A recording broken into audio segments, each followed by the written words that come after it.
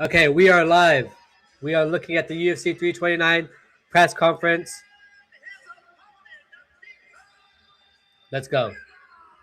Now, I apologize. I am a little bit late to the show.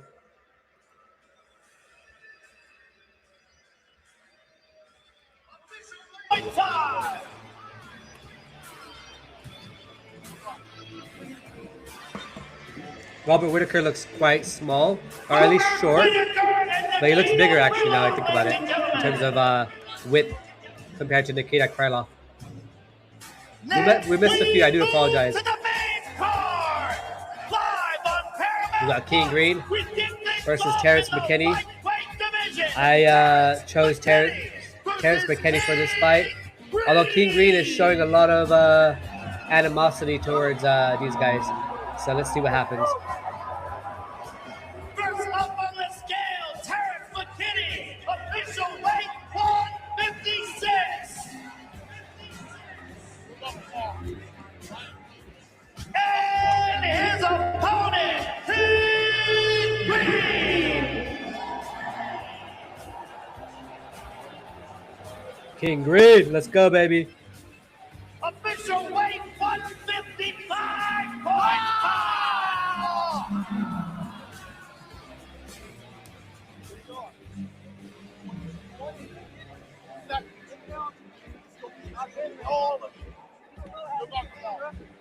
Terrance McKinney. What do you say? King Green, ladies and gentlemen. The next fight takes place in the flyweight division.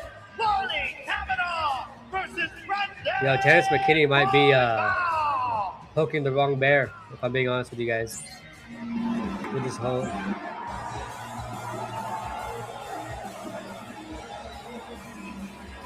First up on the scale, Lone'er Kavanagh. All right, let's see Lone'er Kavanagh. 26.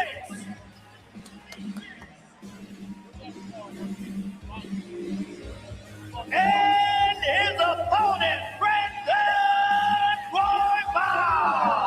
I think a lot of people are sleeping on Brandon Royval. If you haven't seen what he done to Suwataira, you would think that he's washed. But that was a while ago. Even then, I think he's still a good pick on this one.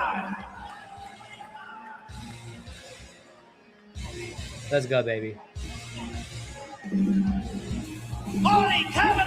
I think Lone'er Kavanagh is very skilled, and Brandon Royval is more of that raw dog type of fighter.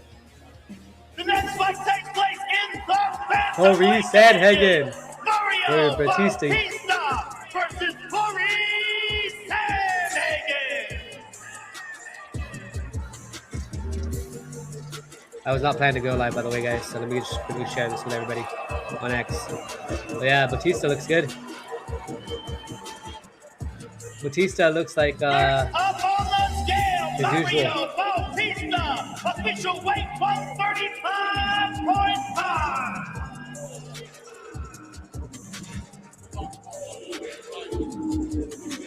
And his opponent, the Sandman, Cory Sandhagen.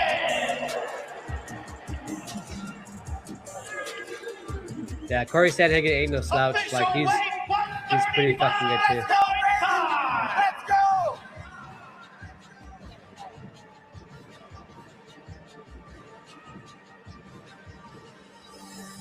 That's an amazing fight, ladies and gentlemen. Mario Bautista and Cory Sandhagen. Paddy Pimblett versus Benoit Saint-Denis. All right, this is a co-main event here. Let's go, baby. Paddy Pimblett versus BSD. I picked Paddy Pimblett in this fight. Look at him. He's taking over the crowd.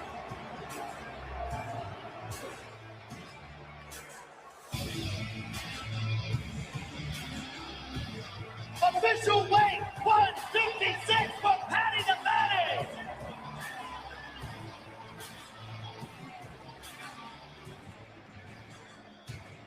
And his opponent, the I bet you this, oh, there's Cruz Steveson in the back, huh? I didn't realize that till now. I bet you anything this is going to be a very confrontational face-off. It was very respectful yesterday, so let's see. I could be wrong here, but the God of War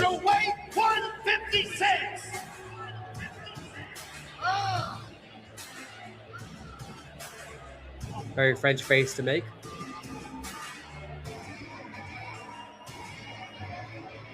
Oh man, everyone's gonna do that thing with the slump, and the posture.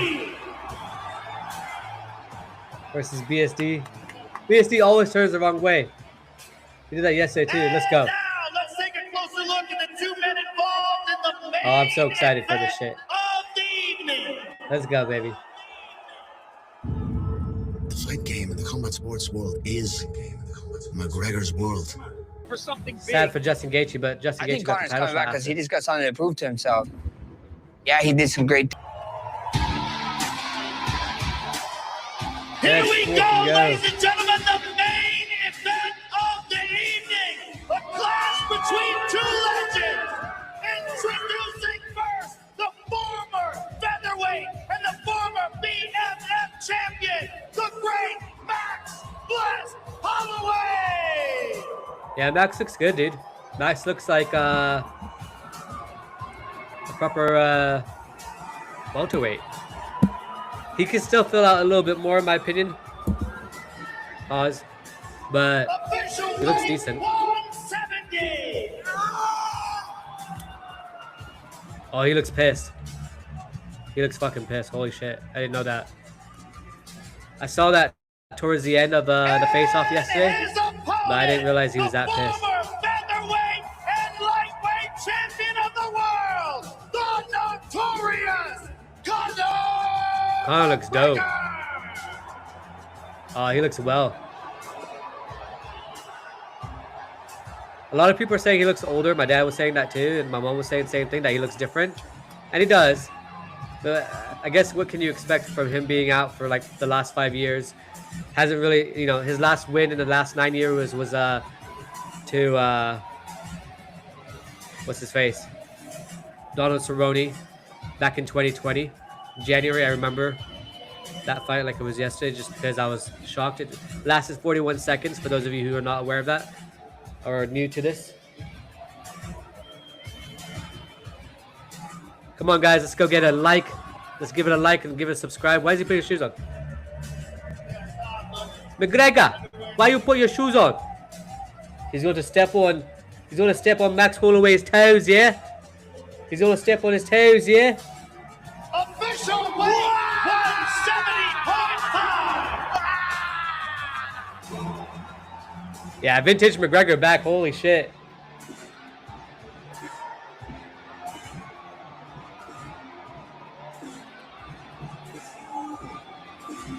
He's trying to bully him in the face-off. I thought there'd be more animosity there, but Holloway looks pissed off already.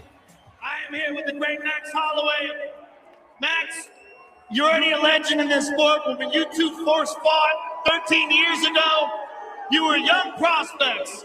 What is it like now, after all you've accomplished in the sport, to have one more crack at getting that L back? I'm too ferocious. I'm too relentless. If this guy's the missile, I'm a fucking nuke. I see you guys tomorrow night, baby. Max Holloway, ladies and gentlemen. He's pissed. Good to see you, sir. Welcome back. Good to be back, y'all. Thank you so much. It's great to be back. Thank you to all the fans here in attendance. I hope you're all ready for a blockbuster event tomorrow night. The Mac is bleeding. Well said, sir. Good luck tomorrow night. I guess enough Thank said you, there, right? everybody, Mic for drop. coming out. Mic drop moment.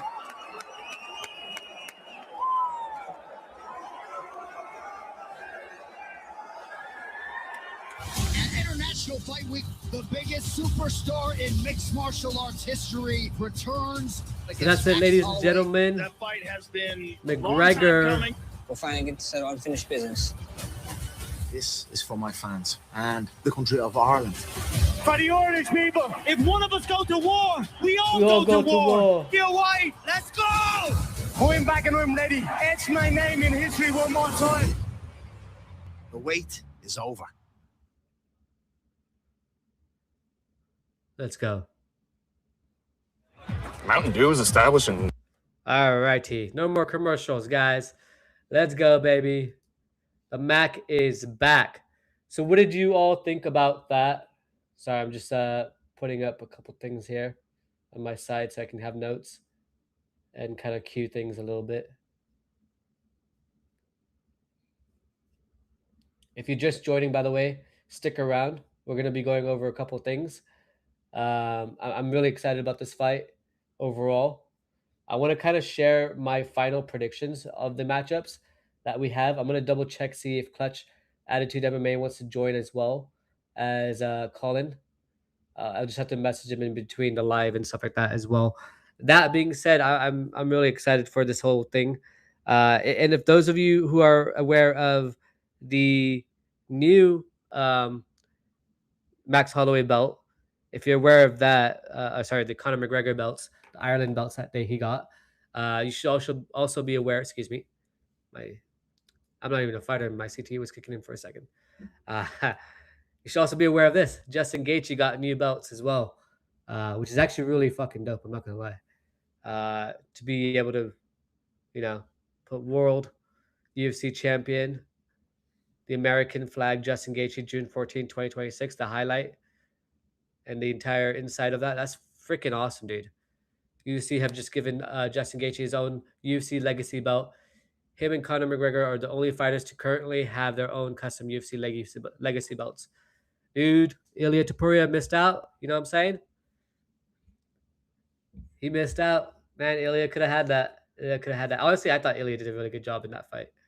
Let's go ahead here. We saw Gable Steveson accompanied by Jon Jones. Let's go ahead and watch this real quick. This is part of the weigh-ins. I kind of missed that part because I joined a little later, but I do apologize for that. So let's take a look. First up on the scale, Elisha. Official weight. This guy has like a chick's name, man. To be honest with you guys. All right, let's give the video a like, please. If you haven't already, subscribe, please. If you also haven't already. We just surpassed 157 subscribers, so thank you. Now, from my perspective, it sounded like a lot of people were booing Gable Steveson. But there you go. Jon Jones right there. Official weight 241. And shout out to Fight Luck for sharing this with us as well.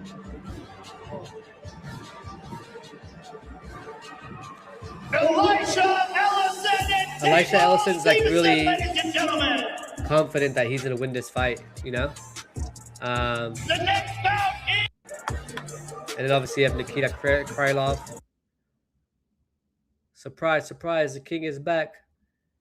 Yep, the king is back.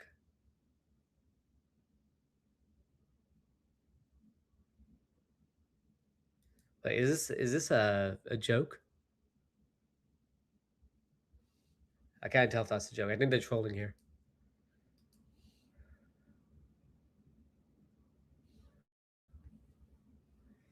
Yeah, McGregor and Max Holloway just faced off. I thought the face-off would be more contentious, honestly.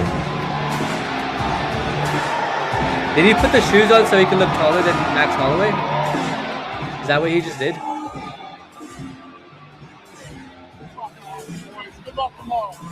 Dana White, fucking awesome, boys.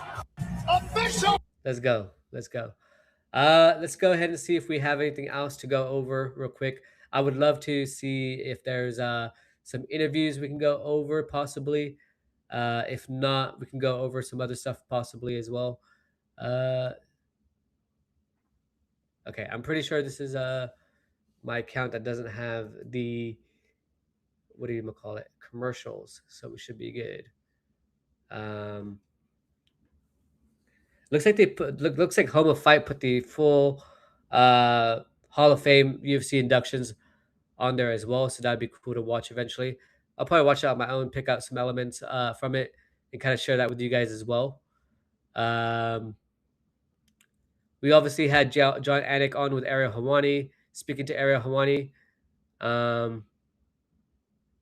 Let's go into that part where he talks about McGregor real quick. 1 second. Just give me a second to pull that up with you guys. Just bear with me 1 second.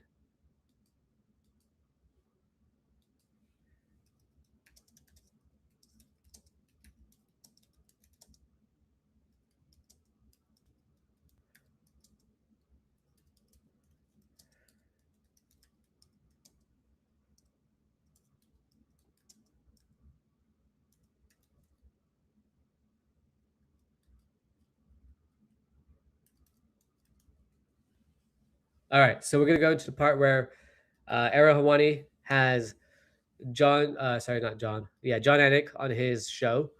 He's talking about specifically, you know, Conor McGregor, what he's like, what he's been like during fight week and stuff like that. Let's go ahead and check it out.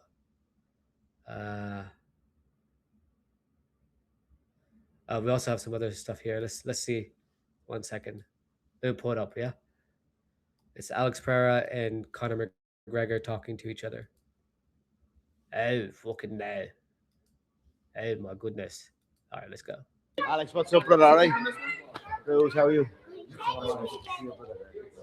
Strong boys. Good blood. Champion blood. Champion blood. Feel very good. Ready for a good fight. You're doing great, brother. Keep going.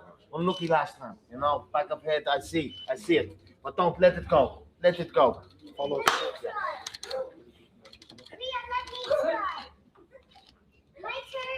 Alex, what's up, brother? All right? That's pretty how are dope. you? I'm not gonna lie. That's pretty cool. That's pretty awesome.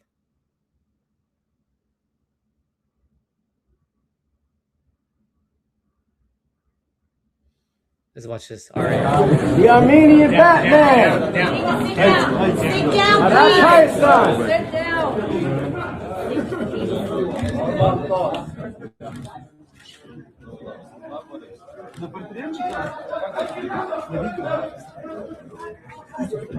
He looked a little surprised by the size of the guy.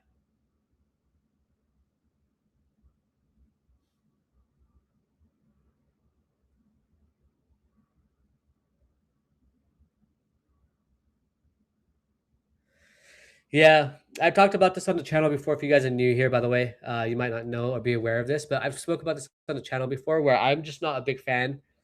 I'm a big fan of Arman Tsarukyan, don't get me wrong. However, I don't feel like Arman Tsarukyan really did enough to really claim that title discussion there.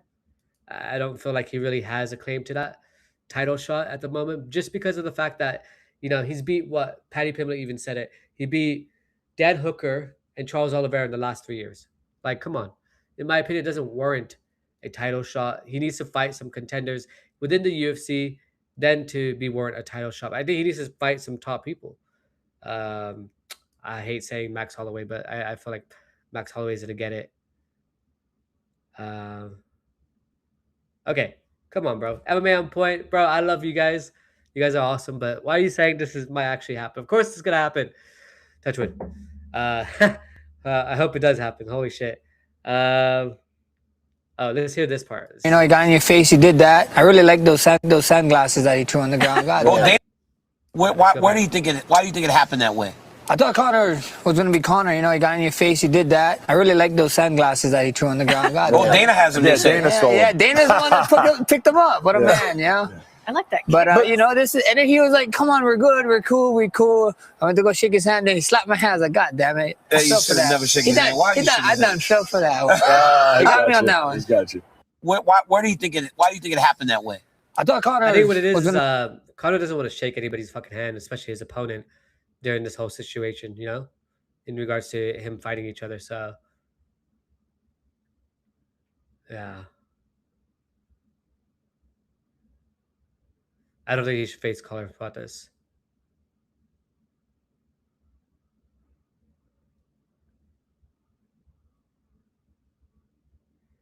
Damn! Wang Cong gives him fake eyelashes.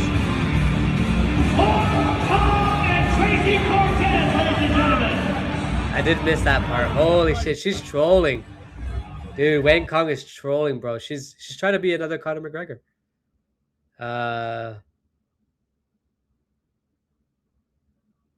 That is actually pretty dope. I like Jon Anik a lot. I think he's awesome. You guys should definitely check his thing out. And if you haven't followed him on Twitter already or X, go ahead and do that now. I've already done that.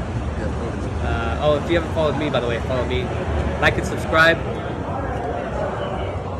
Dude, I don't like Gable Steveson, man. He's something about him is just off. He's a weird dude. He's got a weird vibe about him. I'm a champion. McGregor's represent greatness. Always remember it, son. Always remember it. That's his son there. That's pretty dope.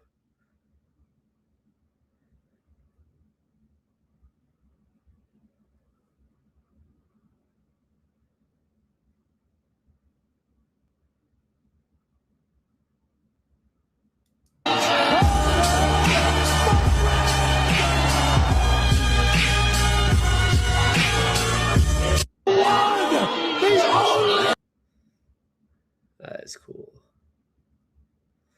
Only one more sleep, guys. Champion and the former UFC lightweight champion, the one, the only, the notorious Conor McGregor.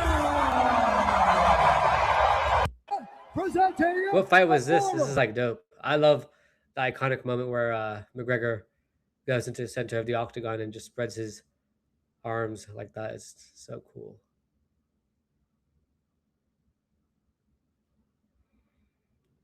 Okay, now I'm just kind of binging on this stuff, but let's go ahead and check out the Jon Anik stuff right here. Let's get cracking into it.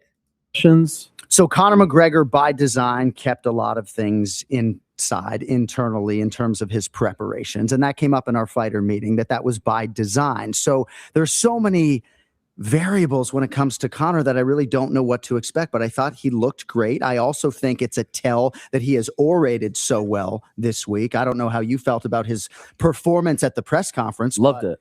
I thought it was as close to vintage as we've seen in quite some time. Right. I think maybe 9 out of 10, right? Yeah. A lot of people have a different opinion about this as well. Like I've noticed that a lot on the internet, and people who have podcasts like myself as well. I thought it was a great press conference. I thought we haven't gotten like one like that in a while.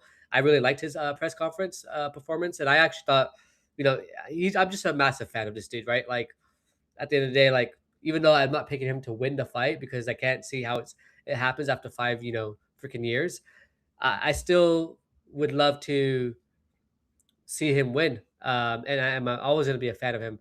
It's just like logically, like I don't see how he can pull it off, even though if anyone can pull it off, he's the one to pull it off, But man, you never know, right? Like it's just really, really difficult to predict these things, which is a great part about the sport as well, which is beautiful about the sport as well, is we get to go watch and see what actually is going to happen. We get to witness in real time the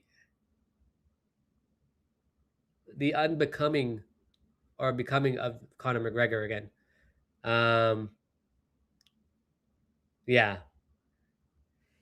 And then this whole Green versus McKinney thing, like I want to see and share with you guys the video from the UFC that they put out, because I want to go into what that beef is between the two of these guys, and I want to kind of like decide whether I'm interested in their beef, not just interested in their beef, but like whether I agree with their beef and stuff like that. So let's go check his out.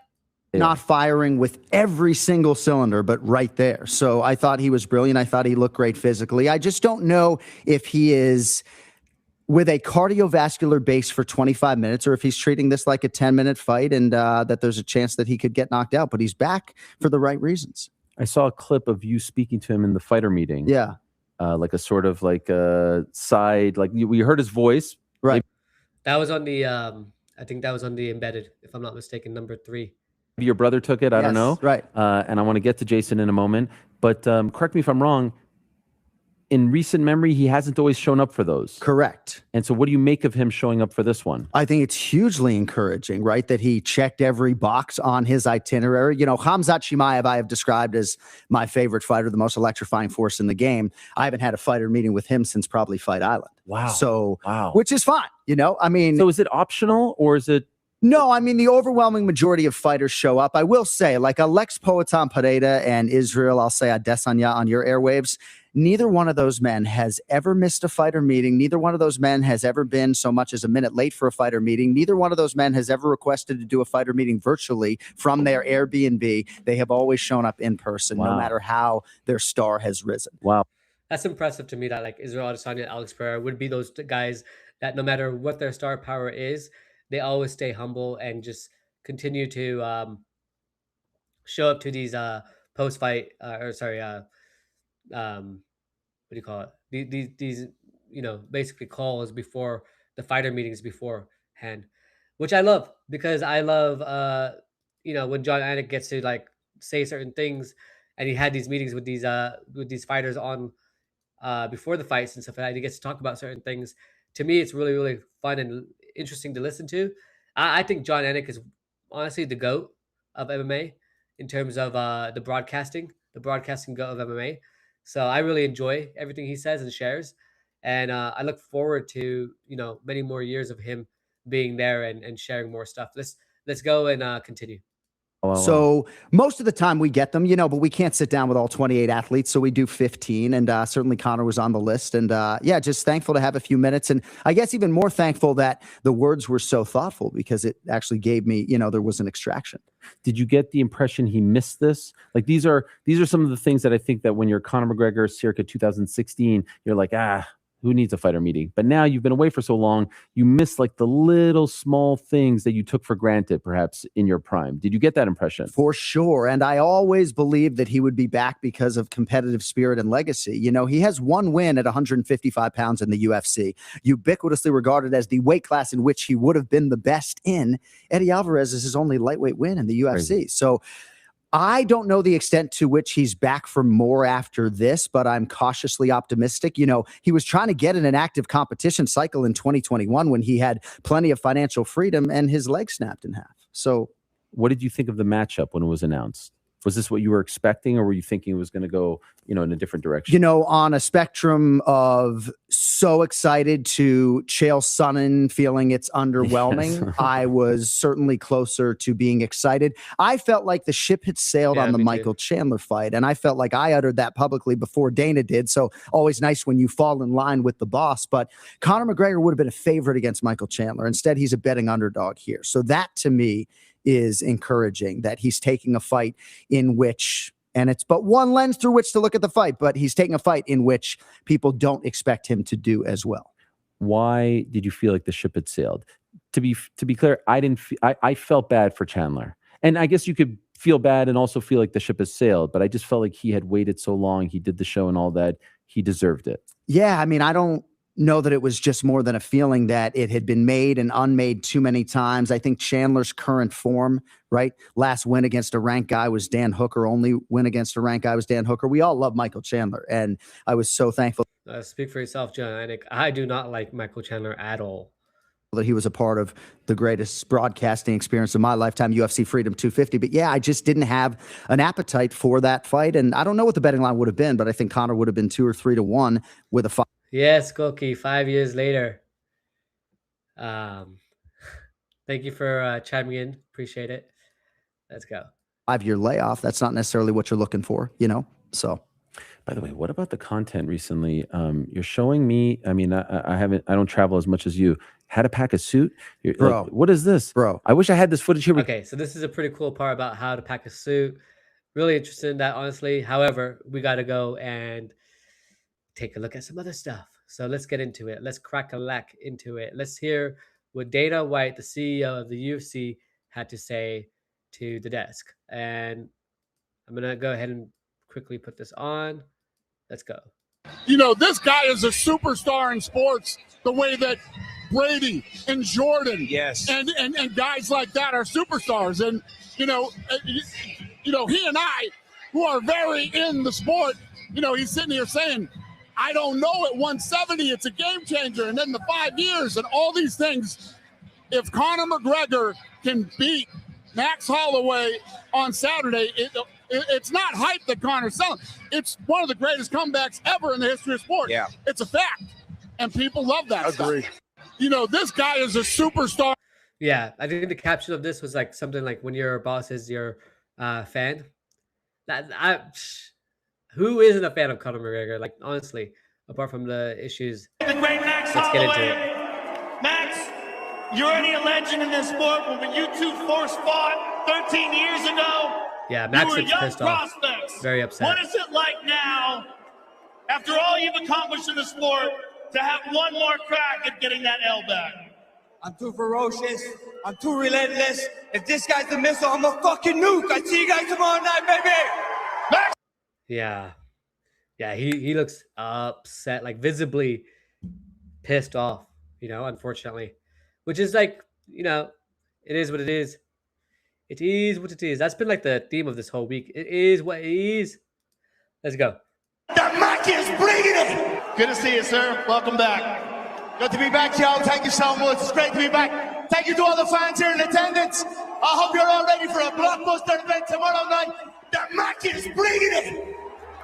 Oh shit! I didn't realize Ryan Garcia's in the background. Sorry, not Terrance Crawford. Shakur Stevenson. You got Ryan Garcia. Ooh, that's good. Yeah, flexing, bro. The Mac is bringing it. Good to see you, sir. Welcome back. Good. Let's go, baby. Yeah, let's listen to this. Comes in loss. Let's get into it. We got Dominic Cruz here at the Hall of Fame. Let's hear what he has to say. And one of the greatest lessons comes in loss. In this sport, loss is public. It's personal. It's permanent. It goes on your record and follows you forever. You can be one of the best fighters alive and still have losses next to your name. But that doesn't make loss a flaw. Sometimes it means you stayed long enough to be tested. Sometimes it means you took the fights that could beat you. Sometimes it means you were willing to meet the other side of the lesson. I know what victory gave me. I know what championships gave me. I know what it felt like to be called the best in the world. But I also know what loss gave me. When I lost my title, I did not walk into that night thinking it would become one of the most meaningful moments of my career. Yeah, Dominic Cruz is kind of like a bummer sometimes. He bums me out a little bit sometimes, the way he just speaks. I mean, he's very realistic, but he's also very pessimistic, in my personal opinion. He can sometimes, you know, he can sometimes just like really, really like drag you down with some of the shit that he says. I kind of want to talk about the Israel Adesanya thing as well on this live today, but I just want to quickly go over. There's another interview that Dana White did, and normally these interviews with Dana White that he has, when it comes to you know, the TNT broadcast people or the British people there, it's pretty good. So let's go ahead and take a look at that. Maybe we could take a look at Tracy Cortez's interview as well. Let's go. See you. It feels like, I mean, we've spoken in the past about those whole moments that you sell. Mm-hmm. It feels like they're just stacking up in this particular time. I mean, I can't remember in the last 5 years a time where they just keep coming at one after the other, where titles are changing hands that people don't necessarily expect. You've just done the White House, and now we've got this at the weekend at UFC 329 with Conor McGregor returning to the octagon. So far for this year, I haven't done the awards thing that I wanted to do, and I wanted to really put that together and really have that ready for you guys. However, I was kind of relying on Colin to be able to join and, you know, support me with that and do it with me. And he decided not to do any of that. I think he's doing his own channel still. I'm not too sure, but it would have been really cool to like be able to do that and, you know, figuring out the categories and, you know, maybe making a couple new categories. So what I'll definitely do is kind of prepare that for the rest of this year and kind of take notes and kind of go from there. I think one of my biggest submissions of the year would obviously be that Alexa Grasso one with Macy Barber. To me, that was one of my favorite moments in UFC history, where she just knocks her out on the feet and goes for the submission. Let's go. Against Max Holloway in a new weight division for him. And we went to Baku and had a great card too, and now here we are with McGregor again. Press conference, you know, packed and people going crazy, and Paddy the baddie didn't hurt either, and that they're both great fights. Talk to me about the hype of that press conference, because when you're on that stage and those two guys are going nose to nose and head to head, what's going through your head at that point when you're trying to face off? Yeah. I actually, people think I love that shit. I don't love that shit. You know, and especially when they start getting head to head, you know, cuts can happen. And I've seen, you know, that's our job to make sure that does, what happened today doesn't happen. I didn't think they were going to do that. I didn't see that coming again. But you got right in there. You got it sorted. Yeah, we got him out of there. If Conor is successful on Saturday night, is it the greatest comeback to combat? Hold on, I want to just kind of go back 1 second, because he was talking about the face-off and stuff like that. I think Dana White does enjoy it and does appreciate it. I also do think that he doesn't like it for like the commission's point of view and stuff like that. However, I loved it as a fan. I thought that was incredible. It was incredible to see them like have that much animosity between each other. Like the fact that, bro, like McGregor came at Holloway, like holy shit. And now you can see that like McGregor pulled back a little bit more because you can see how pissed off Holloway is. Yeah, it's gonna be one of those nights, man. Holy shit. I mean, this fight, you know, win or lose for McGregor is gonna be epic no matter what. And the reason I say this is because it's just gonna be the aura and just the energy altogether. It's gonna be so unbelievable to watch. Whether I've seen these fights where you have like Hamza Chimaev and you have Sean Strickland, you're just like glued to the screen because you just want to see what's gonna happen next. One guy punches the other one, and then you see these other fights where it's very like not big and not exciting, and you're kind of just like watching it, but you're kind of almost passively watching it. So I'm excited for this. Let's see what happens. Conor is successful on Saturday night. Is it the greatest comeback to combat sports of all 100%. time? Ever. In any combat sport. I mean, even Muhammad Ali after a 3-year layoff didn't look the same when he came back. Every fighter that's ever taken big layoffs, they don't look the same when they come back. And Conor's is 5 years. So 5 years is a long time. Max Holloway has been active fighting absolute killers his entire career. Yeah. On Conor, I think most fans have learned not to doubt him. Just real quick, I'm back on what he said. Yes and no, it's vintage Conor, right? That's the issue like we have. It's like in the last 9 years, he hasn't given us one reason apart from the Donald Cerrone fight to believe the words that are coming out of his mouth. And that's why he keeps saying he has to prove it to himself as well. And that being said as well, in the same breath, it's like we want to believe. We want to believe that he can come back and he can do it. And all we'll know is after tomorrow, the fight.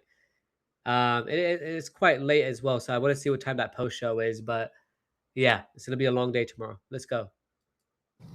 On Conor, I think most fans have learned not to doubt him over the things that he has managed to achieve.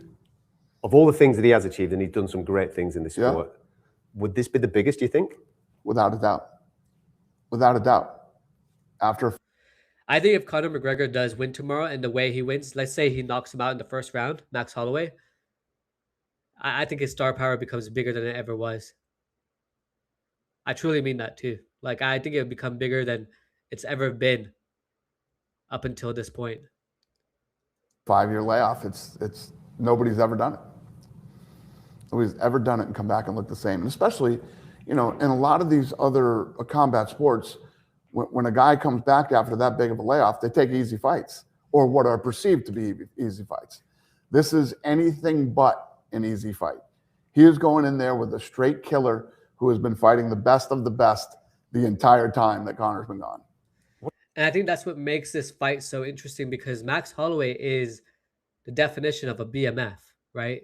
Blessed man forever, best, baddest, you know, mother effer forever because of the fact that he's just been so incredible at his last couple of fights. I mean, he did really well against Dustin Poirier.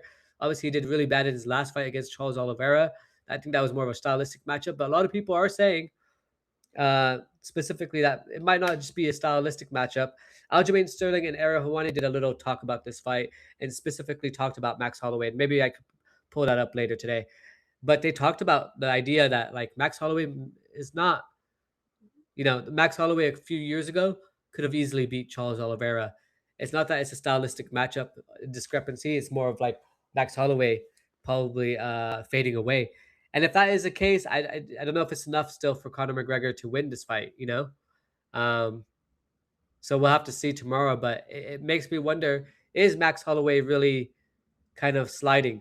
Because he had those 3 fights against Alexander Volkanovski.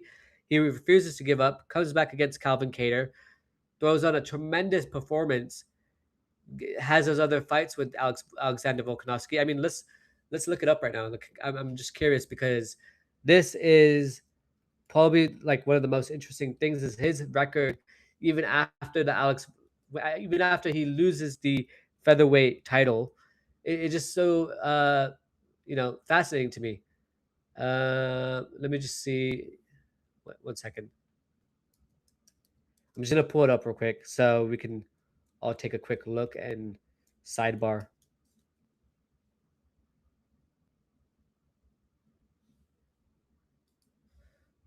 Okay, so we'll go back to the other tab right now in a second, but let's just have a look. And I apologize for the ads that these guys have so much of. But he's got a 27-9 record, right? Let's go look at like his wins. Okay, so he's got 12 wins by KO TKO, which is the one against Ilia Topuria. Oh shit, snits. All right, bear with me. Let me just refresh this. Hold on 1 second. He's got 2 submission wins. Is that what it said? Yeah, 2 submission wins, 1 submission loss. That was 1 loss to Dustin Poirier. 13 wins by decision and 7 losses by decision. Then you can see here he's got obviously the bout coming up with Conor McGregor. He's got a loss to Charles Oliveira by unanimous decision. He's got a win over Dustin Poirier. This Dustin Poirier he fought too, by the way, didn't look like the vintage Dustin Poirier that I always think about. He didn't look like the Dustin Poirier who was in the fight because he wanted to be there and he wanted to win. Like sometimes when you look at Dustin Poirier and the way he fights, he has this like bloodlust for winning the fucking fight. Like, excuse my language, but I get really excited because he really, really wants to, like, I want to express like how much he wants to win that fight typically regarding like Dustin Poirier. But why is this thing glitching out, bro? Come on. Fucking hell, mate. Okay. So I think the gap is just not too relevant. But then he loses against Ilia Topuria. I think that was one of his biggest mistakes, going down to featherweight. I think that possibly fucked him up in general, just for the fact that he went down to 145 again, even though it was for a championship belt. I don't think that was a good idea for him. Personally, I think he was making a mistake. Even during that time, I thought he was making a mistake as well. Obviously, Justin Gaethje overhand right, 4 minutes 59 seconds of the 5th round. And then here you have Korean Zombie. He hits with a right hook in 2023. And then here with Arnold Allen, he's had 8 fights, by the way, since Conor McGregor's last fought. And with Arnold Allen, he did a unanimous decision, which I thought was a really good fight against Arnold Allen. And then Volkanovski, he loses to. That one, Volkanovski outclassed him. Yair Rodriguez gets a unanimous decision over him. The Calvin Kattar one, to me, was crazy. And he came off of 2 back-to-back Alexander Volkanovski fights where he lost. So, yeah. He had a win against Frankie Edgar, a loss against Dustin Poirier. That was the lightweight 2019. And had that win over Brian Ortega. Fought Jose Aldo twice. Ricardo Lamas, Anthony Pettis, Jeremy Stevens, Charles Oliveira. Wait, he won against Charles Oliveira? Oh, yeah, I remember now. We're talking about that. Cub Swanson, Cole Miller. Also, I don't know if you guys noticed this, but like Max Holloway doesn't do too well in rematches, you know? So it'd be interesting to see what happens here. However, let's get back into the interview with Dana White. What does that say about him? After 5 years, to come back and to take on the body of work that Max Holloway is. No doubt about it. But that's Conor. Conor's not going to come back and fight some no-name guy you ever heard of. It's just not who he is. On the flip of this, because Max is also a bona fide legend of this sport, and he could achieve something quite unique. It's big for both guys. Whoever wins this fight on Saturday, obviously beating Conor McGregor is still a big deal. And for Conor McGregor to come back and beat Max Holloway, I mean, what are the odds on it? I don't even know the odds on this. I don't know about that. I think if Max Holloway does come out with a win, I don't think people are going to give him the credit he deserves for it. Plus, I think people are going to start seeing Max Holloway for being more of a washed fighter. And I'm going to be honest, now I look at his record, I'm kind of almost doubting my pick on this. But my issue is I don't know. It's just the unknown for me. I don't know what to expect from someone like Conor McGregor at the moment. All of that being said, let's go back into this interview real quick here. I think Max is the favorite. I think Conor is. Should be the favorite. I mean, what's the line? Anybody know? It was on the board a moment. Hey Dana, what's the line on this fight? It starts at -500 max, and now it's -240 max. So money's come in for Conor recently this week. Makes sense. But still, that's still big odds for a Conor McGregor fight. That's still big odds.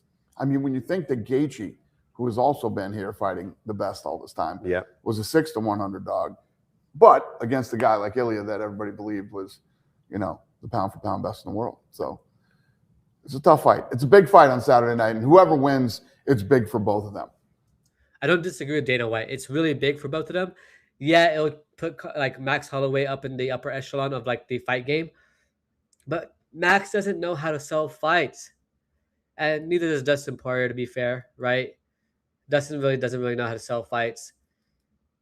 I guess what I'm trying to say is, like, I don't know. I can't really tell if it'll be a big thing for Max Holloway. His star power, no matter what, depending on how he wins, will grow. But I don't know if he'll be able to sustain that because of his personality and his lack of personality, to be honest with you guys. So, yeah, it's going to be interesting to see, right? Like, obviously, I'm super excited for this fight. I'm going to be going live tomorrow, by the way. Just real quick, guys, if you haven't already subscribed, please subscribe, like the video. We're up to 157 subscribers at the moment. So I'm really proud of that. I'm really happy about that as well. The fact that we've been able to hit 150 subscribers. I started this back in August of last year. Okay, like towards the end of August last year. So if you go back to some of my oldest videos, you'll see how incredibly ridiculous I look in those videos. 10 months ago, I started this channel. And I was literally just looking at full mount MMA, going through some of the videos there. And I remember the first day I did it, I just picked it up. I just picked up the laptop and I was like, you know what, fuck it, man. I've been thinking about this for ages. I'm going to just take action and see what happens. And here we are 10 months later, still doing the channel. So I want to just thank you all for liking the video, subscribing to the channel. Please stay engaged with us. And I think I could do a better job as well as of putting out like polls and quizzes and other content like that, and to kind of create new engaging content and stuff like that. But I really enjoy doing these lives with you guys. I really enjoy being here, doing this with you, and being, you know, in the flesh, you know, in real time here, to go over some of the content with you and some of the stuff that's come out in the UFC MMA space. So let's get back into it. Two icons going at it in the main event. Yep. A very different noise in the co-main event, but equally as captivating, because we've got Benoit Saint-Denis, who's on this fantastic run at the moment, and you mentioned him a moment ago, taking on Paddy the Baddy, who, off the back of the Justin Gaethje fight, it's a big night for him because he's never lost in the UFC before, so we're going to find out a lot about him on Saturday. Well, the thing about that fight for him is, I think a lot of people doubted how tough he really was and how good he was, and could he stand up, you know, with the elite guys. You know, we know he's a great grappler. I think he gained more fans in that loss and more respect in that loss than he had in all of his wins. That's true, because honestly, I didn't think much of Paddy Pimblett up until that point. I was excited. I'm the hyped for it. I'm hyped for him. I'm his, you know, I'm gonna ride that train or whatever that wave is. Pause. With him in the fanfare. Like Lone'er Kavanagh right now, to me, is the most exciting prospect we have. And seeing a fight between him and Joshua Van would be salivating to me. Okay. However, Paddy Pimblett was fighting people like Tony Ferguson, Bobby Green, Michael Chandler. Michael Chandler's his best win so far, apart from him fighting Justin Gaethje. And then even Justin Gaethje's win could have not aged that well if he would have lost to Ilia Topuria, which we all thought was going to happen. I didn't pick Justin Gaethje. I thought Justin Gaethje could do it. However, I kind of got, and I can't blame, because at the end of the day, it's my decision to take it. Like even with this Conor McGregor fight, right? I want to pick Conor to win this fight, but I just can't see it happening. And I could be wrong, and I hope I am wrong. But if I am wrong, I'm going to be like, fudge, I should just pick Conor McGregor. What am I doing? But then it's like at the same time, you never know what you don't know. And honestly, it could be Max Holloway's night or it could be Conor McGregor's night. It's a 50-50 coin flip to me at this rate. And honestly, until we see Conor McGregor in the octagon and we see that first, 30, 40 seconds or even that first minute go, we won't know what he looks like until he's in there. According to him, he's kept everything very secretive because he wants to show that he not just has like a new style possibly, but he has new weapons and stuff like that. And I'm very excited to see what that's going to look like because I don't think, if you look at the Dustin Poirier fight in the last fight, the third one that I have over there where I went to his fight, he had a lot of different tools. He had a lot of different elements of his game that he uses. He typically does that. He throws shots from different places. That's how he gets people to keep thinking and over-guessing themselves, and then he knocks them out because people are like surprised by all these like different shots coming at them at the same time when they're trying to figure out what they want to throw at him, right? And that's typically how I see McGregor's fights go. And so for him to suggest that he has a new arsenal of tools and all this stuff, it's really exciting because what's going to happen, we have no clue. There's only one way to find out, and that's to see the fight itself. And I'm so excited for this fight. I know if I pick Conor McGregor and he loses, I'm going to be bummed out, And so a part of me is just trying to save my own ego from myself of like not wanting to see Conor lose if I pick him, you know what I mean? And almost a part of it, it's like me saving myself from being upset if Conor McGregor loses and then I'm kind of sad, and then I picked him as well at the same time. And the other thing too I noticed about like UFC and stuff like that is you can never really like get too attached to one fighter. All these fighters are like really good, but they all have their moments, right? If Khabib would have stayed in for longer, he would have definitely lost. If Jon Jones would have stayed in for longer, he would have definitely lost. If Jon Jones wasn't such a fucking duck, he would have lost because he ducked Francis Ngannou, he ducked Tom Aspinall. He ducked DC in a wrestling match, which I know pisses you guys off when I say that because he won to him twice. But it's true. DC wanted to do a wrestling match with Jon Jones, and Jon Jones, basically said no, And then Nathan Diaz is just hilarious right here, saying, I made everybody welterweights. Nathan Diaz. He just tweeted that 5 minutes ago that he made everybody welterweights. Monkey Prick wrote to him, bro, you need to shut the fuck up already. You're a grown man talking like a child. This whole shtick of being the biggest badass is super old. That's a bit harsh, man.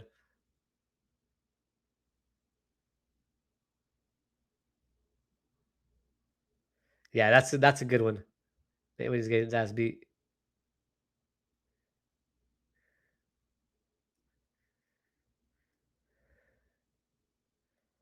A lot of people are going against Nate Diaz, huh? Holy shit.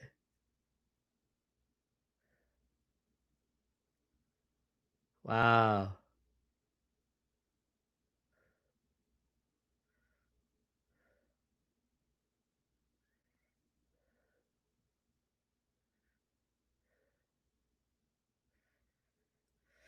Oh shit. I did not expect that to be so I mean people fucking are being mean, bro. I like Nate Diaz, I'm not gonna lie. That fight, because I like the person, not the gimmick. Okay, let's go back into it. Expecting that loss than he had in all of his wins. That fight, because that division is on fire at the moment at 155 pounds with what just to clarify, they're talking about the Justin Gaethje Ilia Topuria fight. It's just done, as you just mentioned. There's a lot of contenders there. Do you see the winner of that being in prime position to be fighting someone like Justin within the next 6 to 12 months? My bad. I'm looking at Saturday. We'll see how Saturday plays out, and how the fight goes, how everybody looks, and then we'll decide. It's easier with guys like Max and Conor, right? These guys are both dogs, have achieved everything that you could possibly achieve. If Conor wins, I can think about 4 or 5 great things for Conor, and if Mac wins, I can think about 3 great things for him. So it's a big fight for both of these guys' careers, legacies, and finances.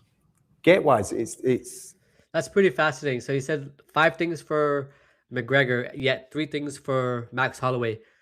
If either of them win, I'm gonna take a shot and stab and see what happens here. But my personal opinion, I think he's gonna try and either give McGregor, if he wins, a shot at the title for welterweight after the Ian Garry versus Islam Makhachev fight. I think maybe he gives him Carlos Pratas next in the welterweight division. Maybe he gives him one of the top 5, or let's see real quick on this who those top contenders are. By the way, I'm not trying to drag this interview out, but I'm just trying to make sure I shed the right color on this, and I want to make sure that this is correct in what I'm saying. So we have welterweight here. We obviously have Islam Makhachev, ranked number 1. Oh, these are the meta. Sorry, my bad. Okay, let's go back to welterweight. Okay, Ian Machado Gary, ranked number 1. Carlos Pratas, ranked number 2. Michael Morales, number 3.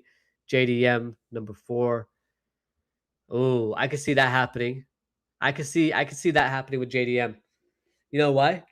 Because if you look at the media day scrum that Conor McGregor did, he talked about JDM because he was asked about the trading partner that Max Holloway has, and he goes, "They can all get it. They can both get it, yeah." And it could be JDM, Gabriel Bonfim. I think the one that's the best for him. Honestly, it depends on how he looks on Saturday night. But otherwise, I don't think Carlos Pratas or Michael Morales is a good fight for him. I think Ian Machado Gary. I think that's a good, decent fight. I mean, it's hard to say really when we haven't seen him in 5 years because we don't know what he's gonna even look like in the octagon. You know what I mean? So, anyway.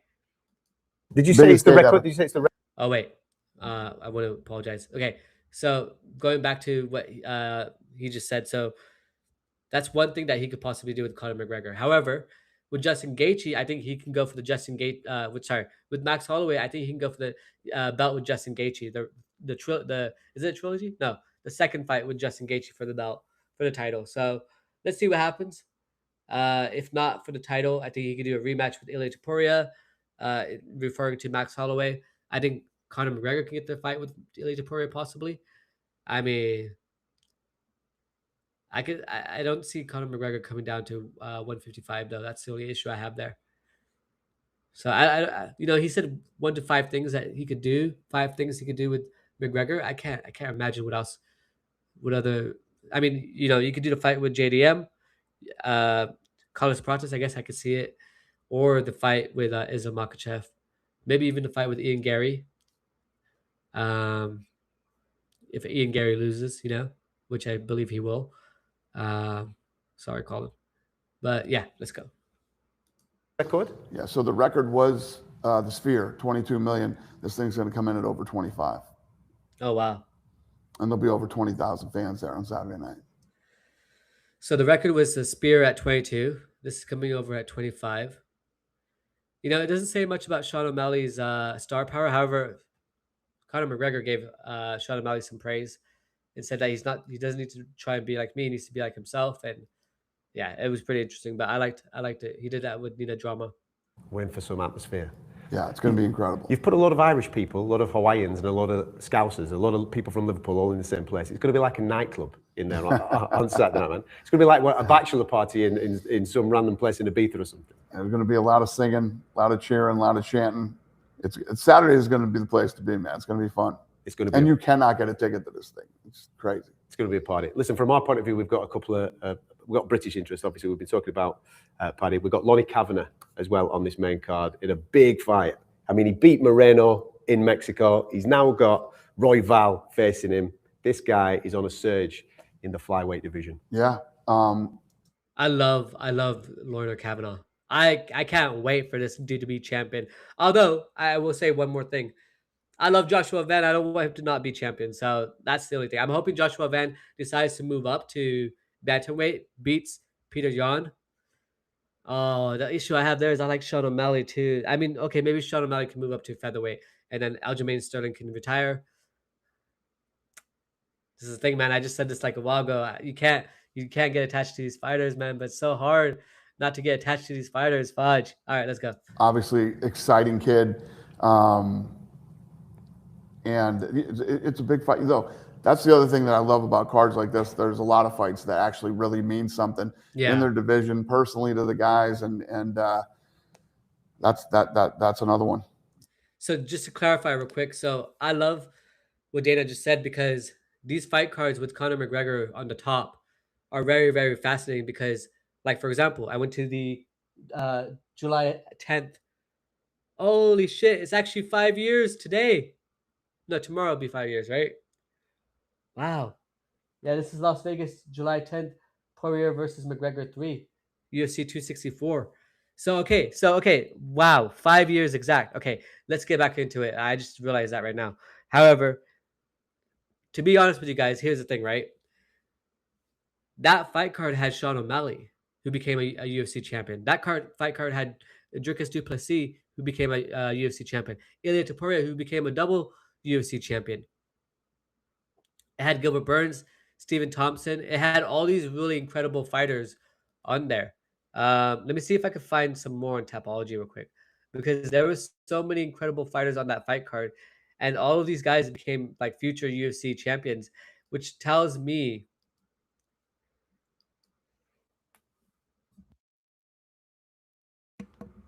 that the UFC is looking at this fight card as possible former upcoming UFC champions or possible future UFC champions. Yeah, we had Poirier, McGregor. Gilbert Burns won against Stephen Thompson. We had Taito Uvasa, who won against Greg Hardy. We had Arini Aldana, who won against Yano Santos. We had Sean O'Malley, who won against Chris Moutinho. Max Griffin, who won against Carlos Condit. Michelle Pereira, who won against Nico Price.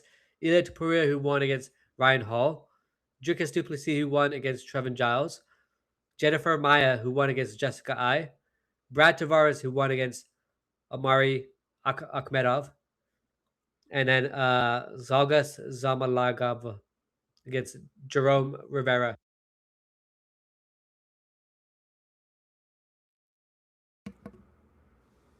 Pretty much the entire... Holy shit. The entire one side of the fight card won, which is crazy. Now I realize. And that was Saturday, July 10th, 2021. That's crazy. That was my first UFC event I ever went to. It's pretty awesome, I'm not going to lie.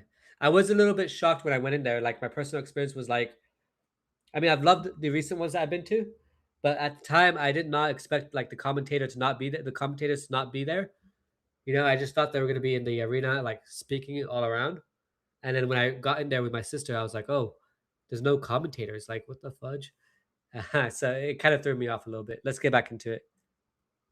Personally to the guys, and a lot of fights that actually really mean something in their division, personally to the guys, and that's another one. Yeah. I don't know if this one will be as big as his last win, but this is a tough fight.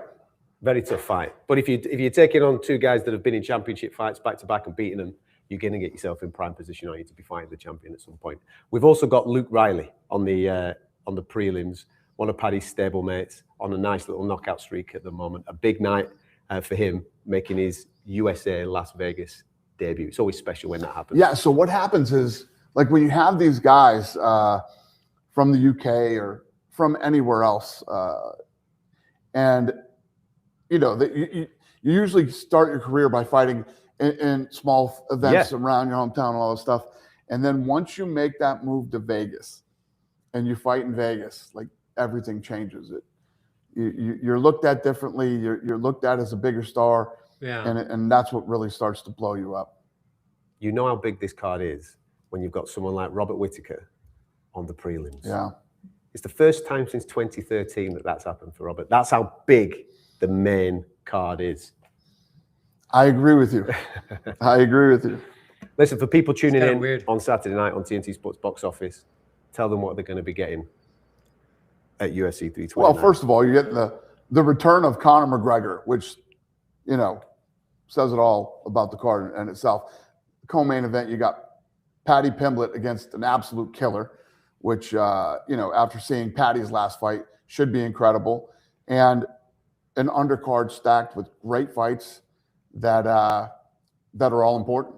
Something's at stake in every fight on the undercard. So it's a hell of a night of fights. And a lot of singing and a lot of dancing because of who you put in the crowd. That's what it is. It's true. Every time the Brits come over and the Irish, it's just it's a totally different vibe here and a different atmosphere. And not just Saturday at the fight, in Vegas all weekend. One of the Conor McGregor fights, this is this is an absolute fact. The Irish drank the MGM out of all of the beer that they had. I've never even heard of such a thing. I didn't even think that was a possibility. It's a true story. It really happened. Wait, what are you saying? I didn't even think out of all of the. This is an absolute. It's all weekend.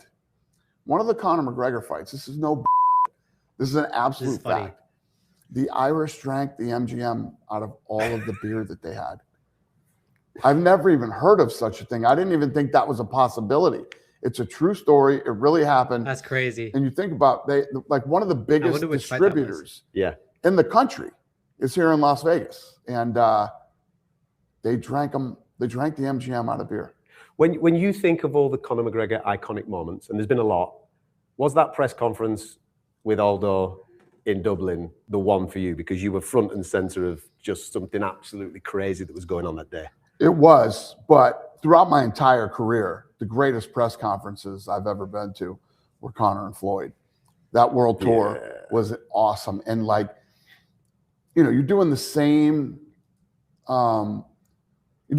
show every day in another city, but every one was different. And what was pretty interesting about that is when we were negotiating the deal, because when we're doing the world tour, the money is being split between all of us involved, right? And it's expensive. You got private planes going everywhere and hotels and all the stuff.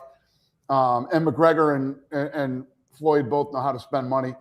So we're laying out the list. And for boxing, there's certain places. I said, we got to go to Toronto. And all the boxing guys were like, Toronto? What? That doesn't even make sense. That's a waste of money. I said, guys, I've been doing things in Canada, Toronto was the best one on the floor. It was incredible.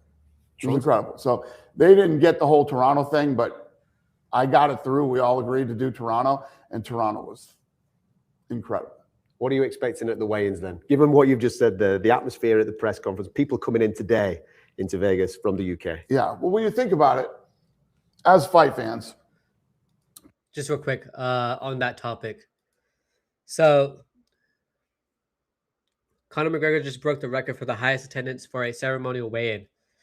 Over 17,650 in attendance today. No one will ever probably break this record. Look at that. Look at that. And thank you, Fight Luck, bro.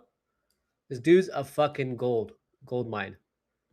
I love Fight Luck. What an awesome dude. He's supporting the channel. If you're not supporting the channel, go ahead and give us a like. Give us a comment down below. Leave us a comment. Give us constructive feedback as well if you'd like. And also subscribe to the channel. But what a tremendous thing that McGregor did. I mean, that's pretty dope. Press conference is great. Sort of sets the tone.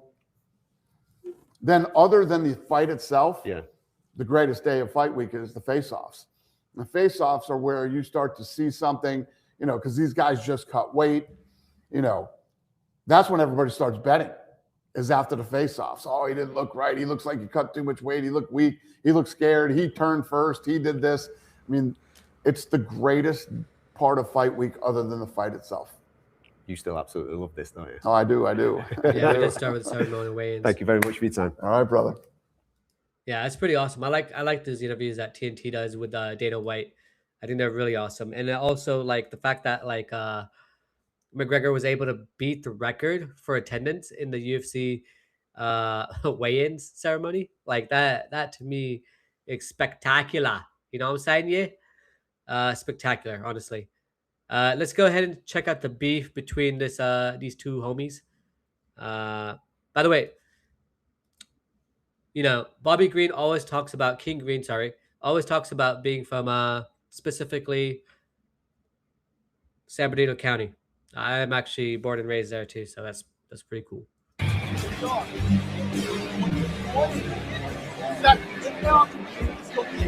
All of you. Terrance McKinney and K3, ladies and gentlemen. I wanted to get what he said there. You're a little ass or something. I picked Terrance McKinney on this one so far. I believe that was my official early prediction as well. Let's check this out. Jaden Cable is awesome, by the way.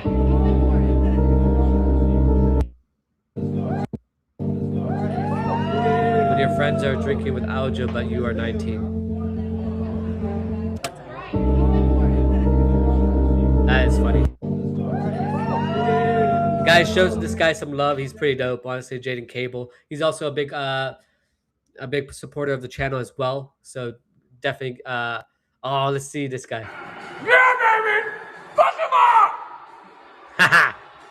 The Mac is back! The Mac is back! Woo! He's kind of doing the Arman Tsarukyan shit now. It's so funny. Oh my god. I love Sugar Sean O'Malley. Oh, Alex Pereira, Jon Jones. Let's go. Disrespect. Disrespect. Who made that Shama fraud humble again? Bro, fuck Sarah Gone, bro. I don't like that guy. Turn the stupid shit off.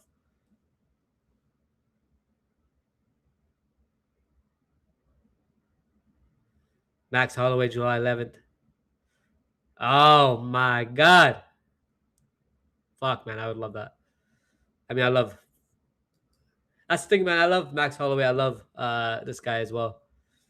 Straight out of shape, but bitch, I'll try. Jamal Hill's got a great personality, in my opinion. A lot of people probably won't agree with that, but I like Jamal Hill, especially like when he first started fighting. When he won that championship belt, that was incredible to me. Incredible win to me. I was very impressed by that. I like him a lot. I don't just like him because of the fact that he's just so good, but someone posted a video right now. UFC 329 script leak. Bro, all these fucking idiots, these morons on fucking the internet sometimes just like suggesting that these fights are fixed. Obviously, you could suggest I'm holding tight to that and not wanting it to be fixed, obviously, because I'm coping or whatever the case is with that. But yeah, man, like I don't see how these fights could be fixed. I mean, they go in, gloves, they toe the line, so to speak, and then it just doesn't make any sense to me. I think they have slap on right now, by the way. Let's go ahead and check out the next thing.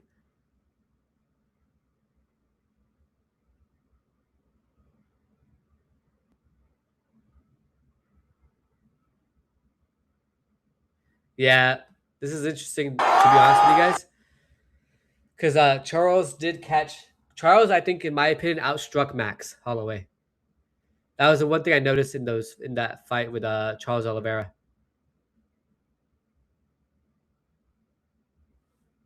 Isn't that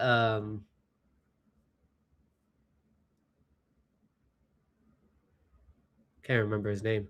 Fuck. Is this how he looks with his hair like that? Is he doing the Charles Johnson thing? Fuck, man. I hope not. I get your main event prediction real quick. The main event. I think Max is probably going to win just because he's been more active. Finish? I don't know, but I'm rooting for both of them to have a good time. I get your main event prediction real quick. The main event. Jon Jones is looking big, bro. I don't like this lady at all. You want a Jen check?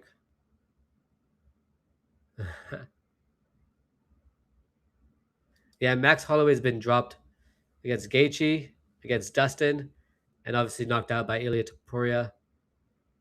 That's another concerning thing. And I think with Charles Oliveira, he would have been dropped as well. Charles just didn't give him enough time to get dropped. You know?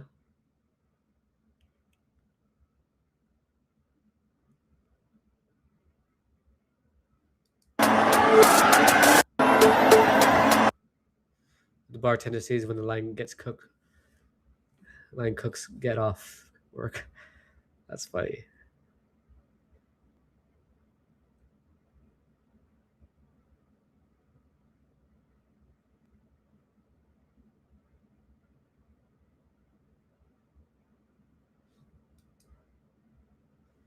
Is that a joke or is he actually his son?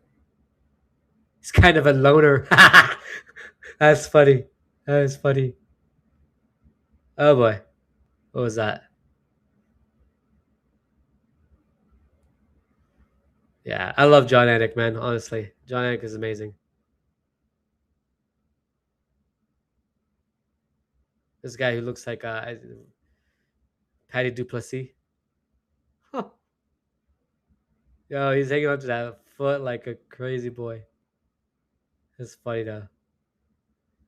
Looks like a terrible fighter. Holy shit. Jesus Christ. I'd be so annoyed if someone did that to me. Okay, let's see. Fighter for UFC 3. We see him weigh in 2 weeks as a backup fighter for UFC 324. What's his situation? Can we please forgive him? Whatever he did to get himself in this weird purgatory, can we also remember that he agreed to be a backup fighter, that he did a training camp, that he flew out to Las Vegas, he went through the commission, he made weight, he was ready to go in on a moment's notice. You get something for that. I want him to get something. I want him recognized. I forgive Arman Tsarukyan. I want other people to forgive him. Nah, we can't forgive him, bro. Why? Okay, I see you guys in the comments here. Yeah, don't be so mean to my guy, Conor McGregor, bro. I know it's 5 years later. I didn't pick him to win, but bro, he's got to get a win. He's got to get a W. He's got to get the dub. If he is, life will be spectacular. Honestly, I might be crying in bed tomorrow night, or be so hyped up I can't even sleep. That's how excited this stuff gets, you know? Like, I just want to see the guy win. Let's give him a win, even though I didn't pick him for the win. Let's see what happens.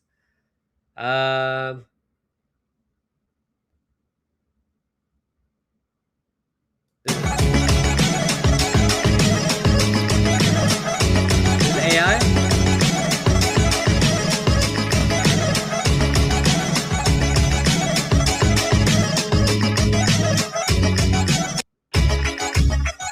Chimaev.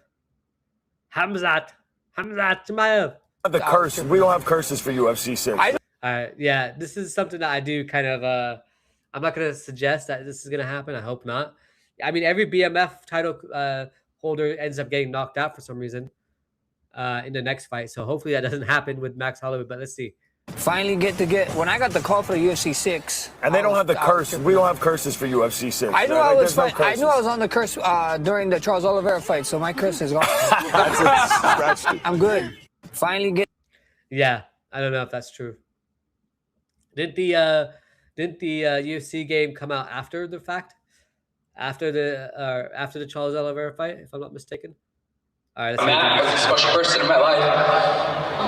Like you said, Let's hear. Oh, I love Demetrious. Let's go. Now Matt was a special person in my life. Like you said, I grew up, I didn't have a father. And there's been multiple men in my life who've been amazing. And that was one of them. I'll never forget. Sorry to hear it. We lost our first child. He was the first one there. When my sister died, he was also there. And one of the things that I struggled with was I was always looking for guidance. And he was always there, not as a coach, but as a friend, but also as a father figure. Now, Matt. Ooh.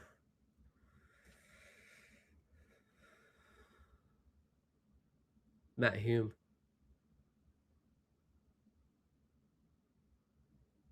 I'm not gonna lie, that kind of made me a little emotional right now. Holy shit. Okay.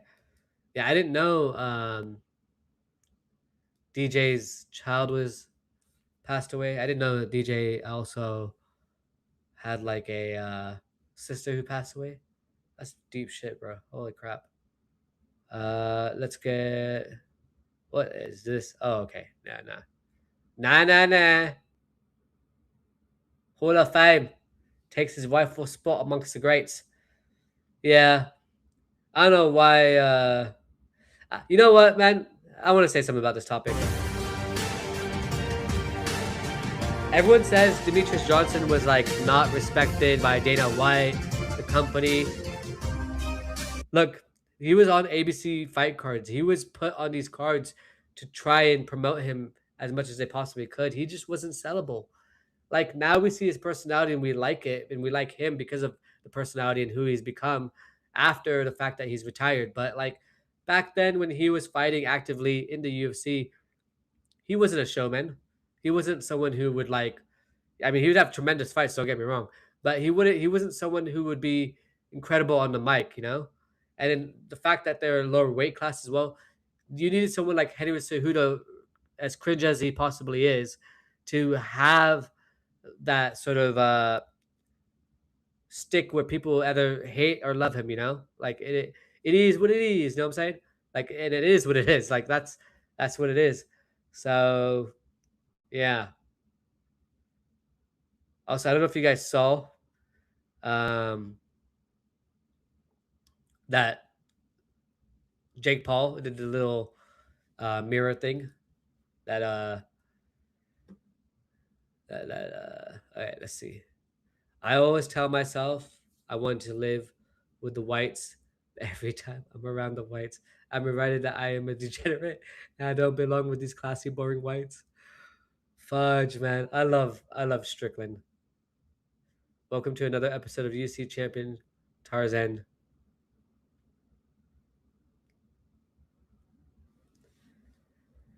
Yeah, I think Sean Strickland's funny, actually. I just think he has a lot of self-awareness as well, and also lacks it in some places as well. Conor's coach, Jon Kavanagh, speaks out about late entrance to Las Vegas. Yeah, I'm already aware of this part. I don't know if you guys are aware of it. But basically, Conor stayed back to finish camp instead of coming to Vegas early. He let us know that McGregor had an injury, free camp, and for UFC 329. Out of the last few fights for Conor McGregor, is the best and most focused we've seen him. They all say that though. Like that's the thing. Ooh. And it was terrible what they did. Yeah. Okay. We wanted you. It was terrible. It was terrible. The littlest thing because I haven't actually done anything. It was wrong. terrible. It was a witch hunt. It was terrible what they did. Yeah. Okay. We wanted you to apologize. Not to the media. Yeah. We wanted you to apologize to anybody who's read that who was an actual victim of rape. I'm not advocating to use that word. But I'm just like, don't fucking tell me how to express myself to another motherfucker who's trying to like fight me, who's saying shit to me as well. You know what I mean? That's what I'm saying. I'm like, you can't tell me how to insult this person. Listen to me. I'm listening. I was upset because years ago, when your dad asked me to find you sponsors, and I went out and did the hard yards to find sponsors, I couldn't because you were too controversial. It wasn't about money. It was a bigger accomplishment for me. It was like BMW, Israel Adesanya. Amazing. From when I couldn't even get Rebel Sport to back you. I went to Wang just go see my parents, be in their presence, and people who love me just for me. Them having my back was everything. That's it. They just rallied around me. I'm a lot better now, but still there's like this shadowy cloud that's still kind of lingering. BMW and I were never friends, but I was disappointed in my team and angry with them because they didn't have my back.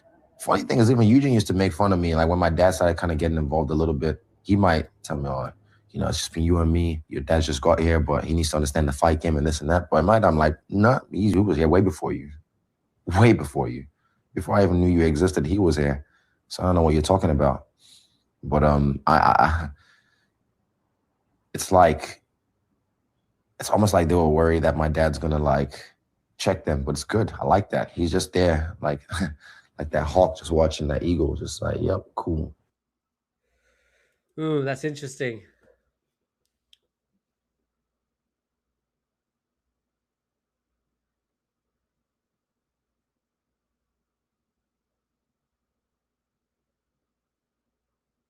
Okay, so because I'm quick on it, full context, when they say the grape case, this is him saying something to Kevin Holland, not Victoria wrong. That can be construed as insulting, making light of great victims, which led to sponsors distancing from him. So, okay, I'm not fully understanding what's happening here, particularly in this post itself. However, from my understanding, this is a post about, because Israel Adesanya just recently left Eugene Behrman and City Kickboxing, which I think is very fascinating. It was terrible. It was Pick terrible. the littlest And thing, I think it's a 'cause story I to haven't hit actually on. done I anything think wrong. there's some rumors about him and Carlos Alberg not being friends and over some sort of girl or whatever the case is there. And I think that's why Israel Adesanya left. But I think also Izzy said in his video when he made this announcement as well, because I watched it earlier today, he also suggested that he wanted a camp that's focused on him, not just everybody else in the gym as well, but one that's just focused on him. So yeah.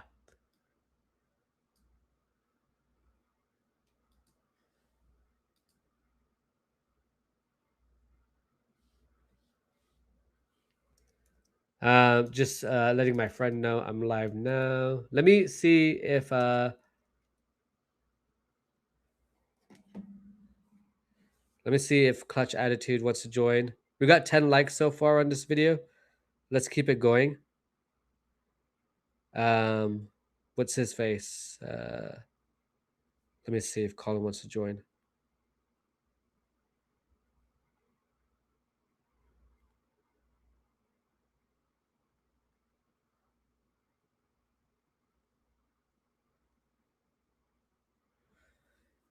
And let me also message Clutch Attitude MMA as well real quick. So I'm going to just quickly stop sharing and get into my chats real quick on Twitter.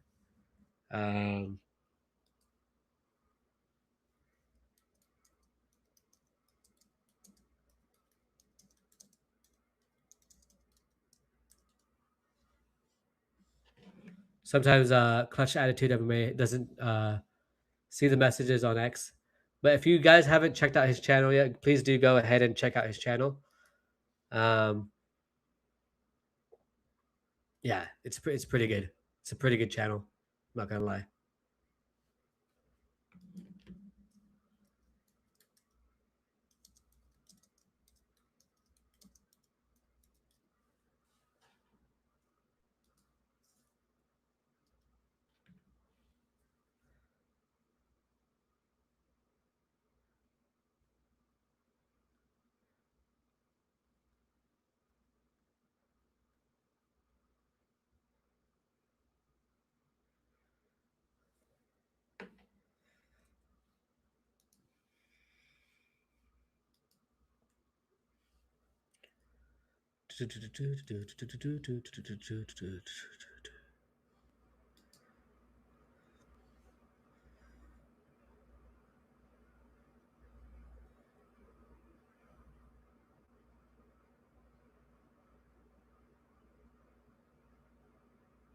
So it looks like my friend just showed me this as well.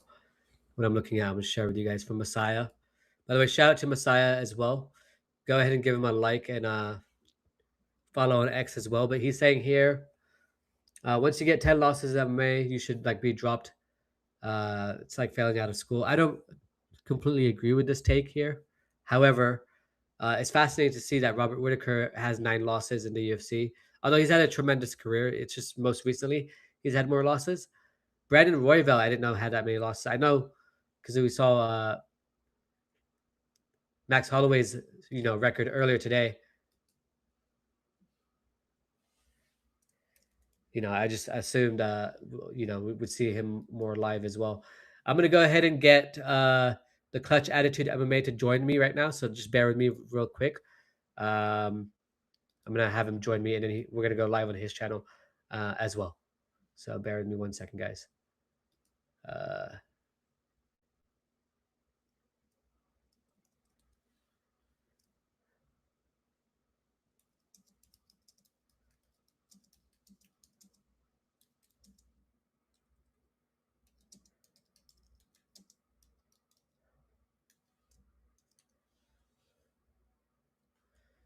Let's see what he says. I think he meant actually. Now I realized if we could go live on his channel at the same time, simultaneously. So let me have a quick.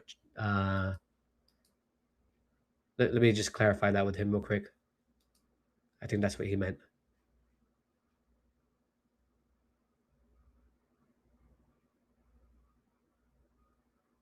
Oh, yeah, that's what he meant.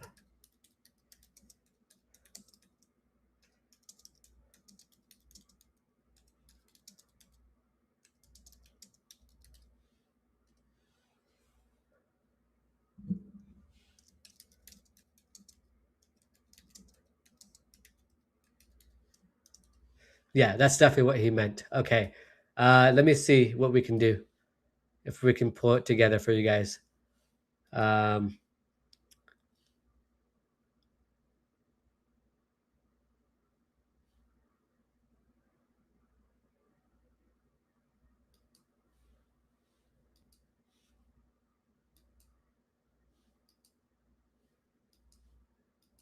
Luck is just laughing because he goes, we're seeing full events. Oh, I'm actually sharing that right here. Stacked events with lower attendance than the Conor McGregor one, which is funny. But yeah, let's go back to the homepage. I apologize. I didn't realize I was sharing that. Oh.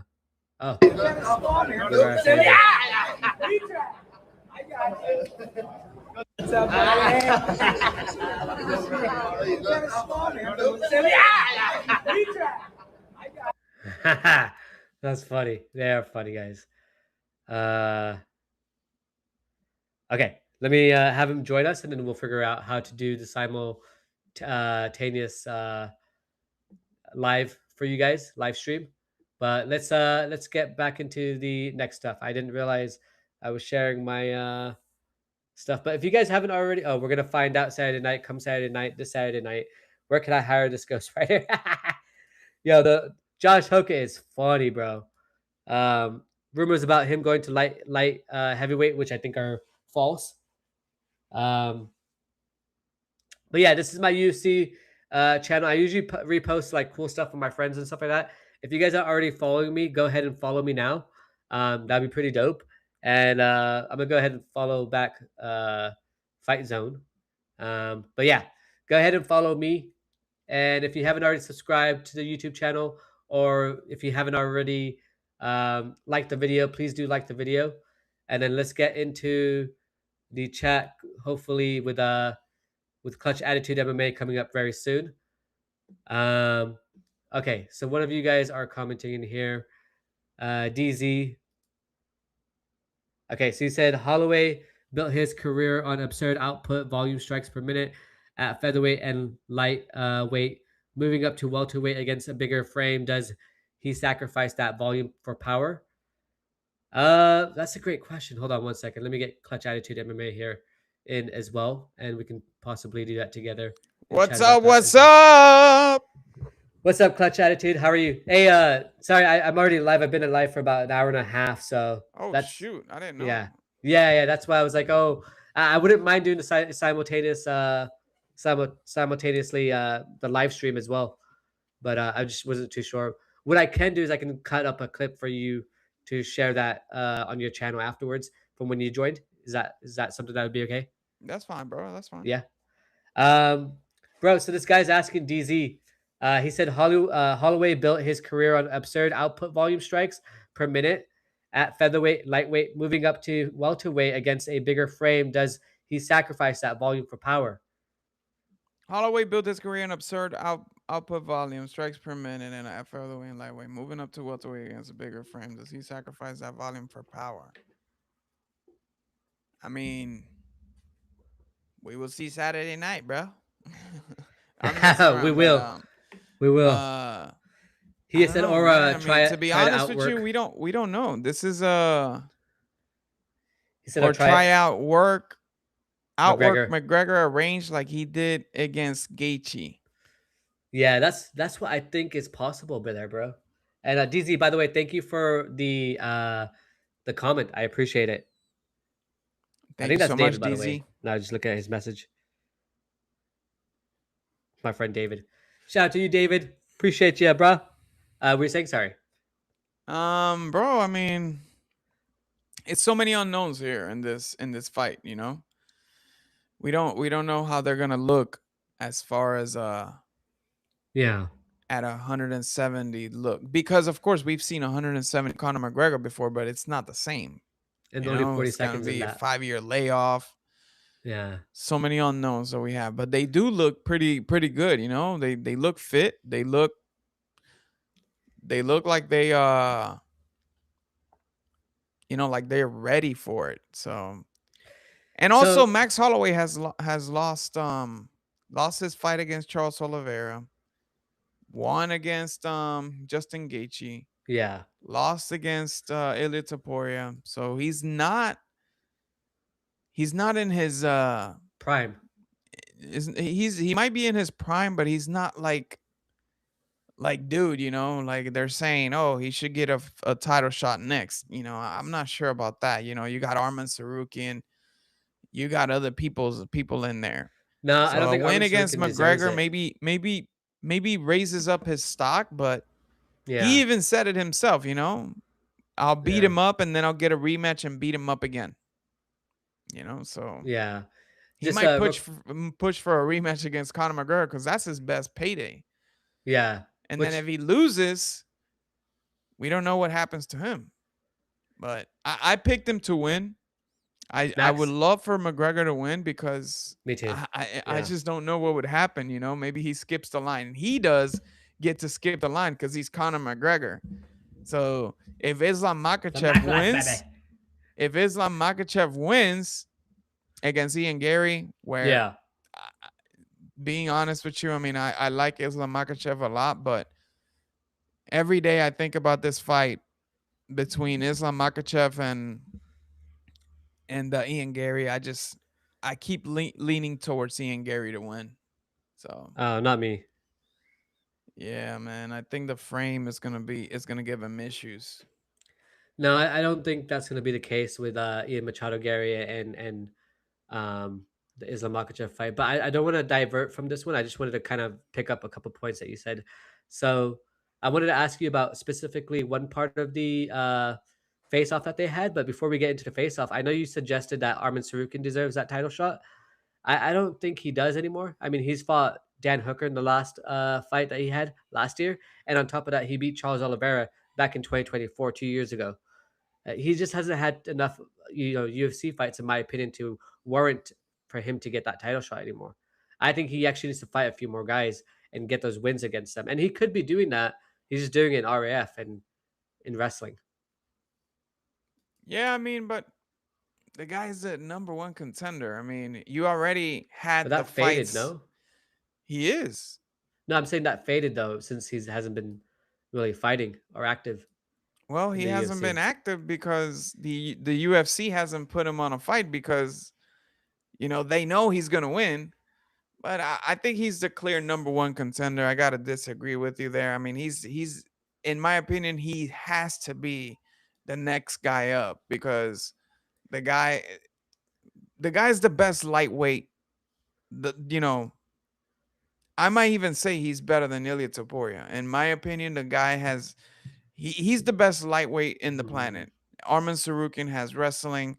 You know, now that Islam Makhachev is not there, he's got the wrestling. He's got good striking. You know, he gets better every single time. He's got submission. You know, he's got everything. The guy, I'm not glazing on him, but he is, in my opinion, and I respect yours. But I think he's the number one contender and the best lightweight on the planet. And whoever he faces, he's gonna beat him. You know what I mean? Yeah, he might. They might put him up against somebody, but I think the UFC will make a huge mistakes with his stock the way it is right now. As the hot, you know, he's the hottest guy in that division, apart from, you know, as far as people knowing him now. You know, he's all over social media. Everybody's, you know, he makes massive contents. He's so huge right now. So he's probably in that same level of these other guys. He's definitely better than Justin Gaethje. He's better than Possibly better than Ilya Topuria. I still think Ilya Topuria is really good, and that win against Justin Gaethje was just a stupid game plan of trying to knock out Justin Gaethje. Gaethje early. Yeah. And it was just a mistake he made, but he actually almost finished Justin Gaethje. But I think he's the best lightweight on the planet, and he will. I think he will be champion someday. Yes, he's still young. That's just my opinion, you know. Because Yeah. who you're gonna put up, you know, not Islam Makhachev, Justin Gaethje against Charles Oliveira. We saw that already. Uh, but that wasn't like the best Justin Gaethje. Like Justin Gaethje in that one just like overswung in the opening rounds, and like Justin Gaethje didn't look like his vintage self. He looked like really just like he too desperately wanted it, which is why I also thought he might lose against Ilia Topuria. But I agree with you on Ilia Topuria. I think he's an incredible fighter. I don't know if Arman Tsarukyan is really. I don't buy Arman Tsarukyan's stock as much yet because I love like him. Like you're right, he is a big fan favorite, and I love that about him. I love the fact that he did that media tour at the beginning of January when this fight came up with Justin Gaethje and Paddy Pimblett. But I think there's more. I guess conversation now around what happens with this fight with BSD and Paddy Pimblett, and then okay, maybe if Paddy Pimblett wins this fight, he fights Ilia Topuria. The winner of that fight, gets to fight against Justin Gaethje, right? Or for example, I mean, they could do even BSD against Arman Tsarukyan if BSD wins or loses, and then figure out who the next person is up as well. I mean, yeah, I'm not fully bought into Arman Tsarukyan yet as a UFC champion. I mean, I think he will be one eventually, but I just feel like I haven't seen him fight. I mean, he hasn't really fought like anyone that good recently, right? Beneil Dariush on a decline, but Beneil Dariush when he did fight him, that was when Beneil Dariush just like got knocked out for the first time, and that was in Austin, Texas. I actually watched that fight. I was there, but that was really surprising to me that he knocked him out at that point. The other thing too is with Charles Oliveira, I think they should either run that again, or I think they need. I think he needs like one more big fight to be able to be like, okay, yeah, I am that guy. I am that number one. You know what I mean? Yeah, definitely. I mean, I'm okay with it too. I'm okay with it. I just think that I would put him up there like next, because that's my opinion. But yeah, I mean, if they put him up, if he needs one more win, he's definitely Yeah. gonna get it. I think again, Charles Oliveira is one of my favorites.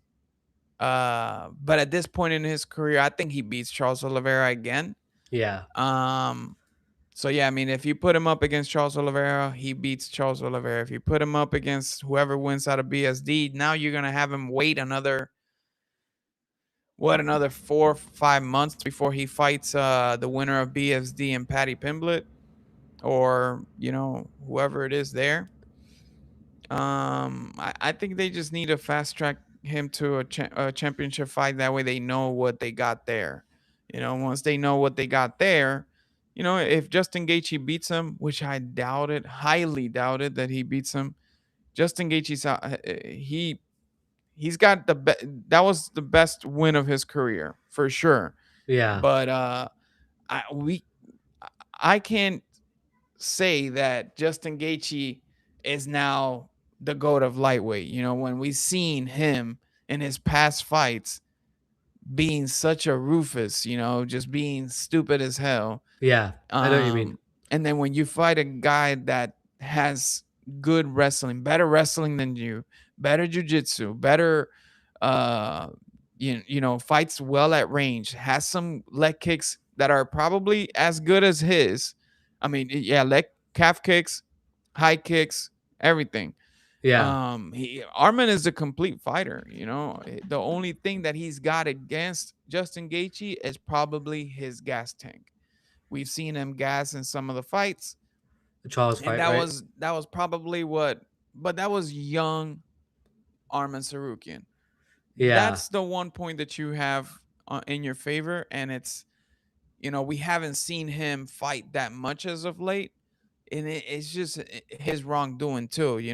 Being so freaking stupid with the UFC. And Well, he also again, turned. I'm not the biggest Arman fan. I just gotta say how it is. You know, he's Yeah. beaten Charles Oliveira. He beat Dan Hooker. He beat let me see who else he beat in there. Well, he did turn down that fight against Mateusz Gamrot, which I actually thought he won the first fight. Yeah, But to me me, it's too. like take I the wouldn't take a rematch. fight against Mateusz Gamrot because it doesn't give you anything, you know. Mateusz Gamrot. Is that what you think it was? Yeah. I don't. Mateusz Gamrot. If they offer him a fight against Mateusz Gamrot, why would you take it? Yeah, you know. Yeah. Like yes, but there's an argument that in my opinion, there's an argument that Arman won that fight, and Mateusz that's what I'm Gamrot is saying. the Yeah, king. yeah. Is the king of these of Upsets. winning close fights. Yeah. But yeah, I think he's past that low level, not mid level of the rankings. Yeah, I would fancy a rematch with Charles Oliveira, a 5-round main event. I'll fancy that because it me was a too. 3-round and Charles Oliveira was looking good in that 3rd round. Not just looking good, but he almost had him right with the guillotine. He almost had him, but the guy, he's just so good scrambling. You know, he's really good scrambling, gets out of and get out these way. submissions. He got out of the one in Dan Hooker by spinning his neck ways that we've never That was seen pretty it. dope. I'm not gonna lie. That was dope. Yeah, that was dope as hell. But let's see. Let me see who else has he beaten real quick. Arman Topology. What the heck? They got a new name for him now. On Tapology? Yeah, they got a Alcalacets. What the heck is that? Just real all quick, right, guys. so go ahead. Yeah. He beat Charles Oliveira. He beat Dan Hooker. That was his last win, right? Dan Hooker. Damn, he's got so many grappling. Benil Dariush, Joaquim Silva. Yeah. Yeah, I mean that's a lot of grappling on his Tapology. A lot of freaking grappling here, man. Yeah, it's insane. That's why I was like, I wish he would just fight in the UFC more, even if he has to go a step down for an opponent. If he's the baddest man on the planet, like, go do it. Fuck it. I know, but they're not giving him the opportunity too. I think they are. I think he's just turning some of them down too, in my opinion. Like, I mean, he turned down the Mateusz Gamrot, and I see what you're saying, but it's like you possibly won that fight. Like, go and get a W, make it, confirm it. You know, I mean, I don't know. I'm not a fighter, so I can't say that. But like, I just seen other fighters say like, you know, if I have a loss against another fighter, I want that rematch because I want to prove that I can win that fight. You know, so that's kind of where I'm sort of taking some of the old fighters' words and kind of using that as an argument for why he should have taken that fight, which I don't know if that's, you know, warranted or not, but yeah. What do you think? Hey, if they give him one more, I know he's gonna win, and it's just gonna create like a bunched up. We just don't know if Justin Gaethje's ready to fight this year. You know, we don't know if he's ready to fight. If he's not ready to fight this year, then yeah, make a. He said next year. Yeah, if he says next year, then yeah, give Arman Tsarukyan a fight this year. Yeah, I think so too. Give him another fight this year, maybe September. a #1 contender fight in September, or one of those Abu Dhabi cards that are going, or you know, October. those Middle East cards that are going middle of the year, at the end of the year, and make it a #1 contender fight. Maybe in Brazil at the end of the year as well. Charles Oliveira, something like that, versus Charles Oliveira. That'll be good. But yeah, man, I think in the lightweight division, I don't know about Conor McGregor going to the lightweight division though. What do you think about that? He won't do it. He already said that. He said, I don't see myself he needs going to mess back around down. with that. He's been saying he wants the Triple Crown, so yeah, that's exactly it. I wanted to ask you about the face-off that they had though between him and Max Holloway after the press conference. Is it? I don't know if it's just me, so I just want to get your opinion on this as well. But did you see Max Holloway look visibly upset at the very end of that face-off? I mean, he's in fighter mode. He's in fighter mode. He's no, but he felt like I felt like he looked like he felt disrespected, and he felt like really upset. Like that, gotcha. I just saw like McGregor got to him, you know. Yeah, I mean, hey, it's down to the last couple of days. He's got to get they both got to get they got to get riled up, and it's game face, it's game face. That's what it is. It's game face. It's, yeah, they might say in their heads, hey, I feel disrespected, but that's just wanting to put that in front of them, you know what I mean, so they can get ready for this fight. Damn, man, this guy, I went up to him and he just gave me that dirty look or something like that. But yeah, it's just game face. And I think they're ready to go, man. They're ready to go. Yeah, do you want to watch this real quick with me? Sure. I just thought it was fascinating because from the way I looked at it, McGregor came in and then Max came in with that like bodysuit, right? And he came in with that like those glasses and stuff. And it was just, to me, it was very fascinating to see his.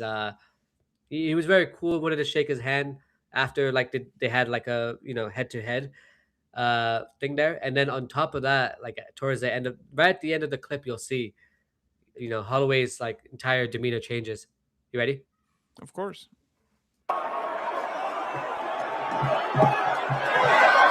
So what do you think when he threw down the glasses? Like, I thought that was crazy, bro. Hey, man, it's Conor McGregor. You ain't gonna get no airtime like that. It's I liked it. Yeah, of course, man. It gives him it gives, he wants to look at his opponent in the eyes. That's what the face off is. So don't come out here trying to record something. I mean, I know it was for the UFC, but yeah. What I liked as well is like I liked anybody else in this situation, like Holloway would have been like pissed off about the whole situation that he just threw his glasses down, but he just stayed composed and got even more like darker with it. Yeah, that's kind of creep right there with the bodyguard putting his hands inside his suit. Look at that. Maybe he's trying to get the weight that McGregor has on the dick. No, I'm just kidding. That's crazy. All right, let's go into it. Dana White goes to pick up the glasses, by the way, which is funny. He slaps his hand, and then like there, he looks more pissed off to me, visibly. You notice that? Yeah. Yeah. I mean, hey, and watch when he turns around. And you see like McGregor does like the level change, and he sees like Holloway just copy him. Yeah. Look. He said something like that, or like, yeah. I don't know. What do you take from this? Man, they're ready to go. They're ready to go. It's fascinating that we get a Conor McGregor fight week. It is. I think they're ready to go. It's just giving them more fire, more fire for this fight. It's no longer shit. I'm gonna get a Conor McGregor fight. That's gonna be a good payday. It's now the moment is here, and it's fight time. You know what I mean? I gotta change my demeanor. I gotta get serious about this whole situation, and I gotta go.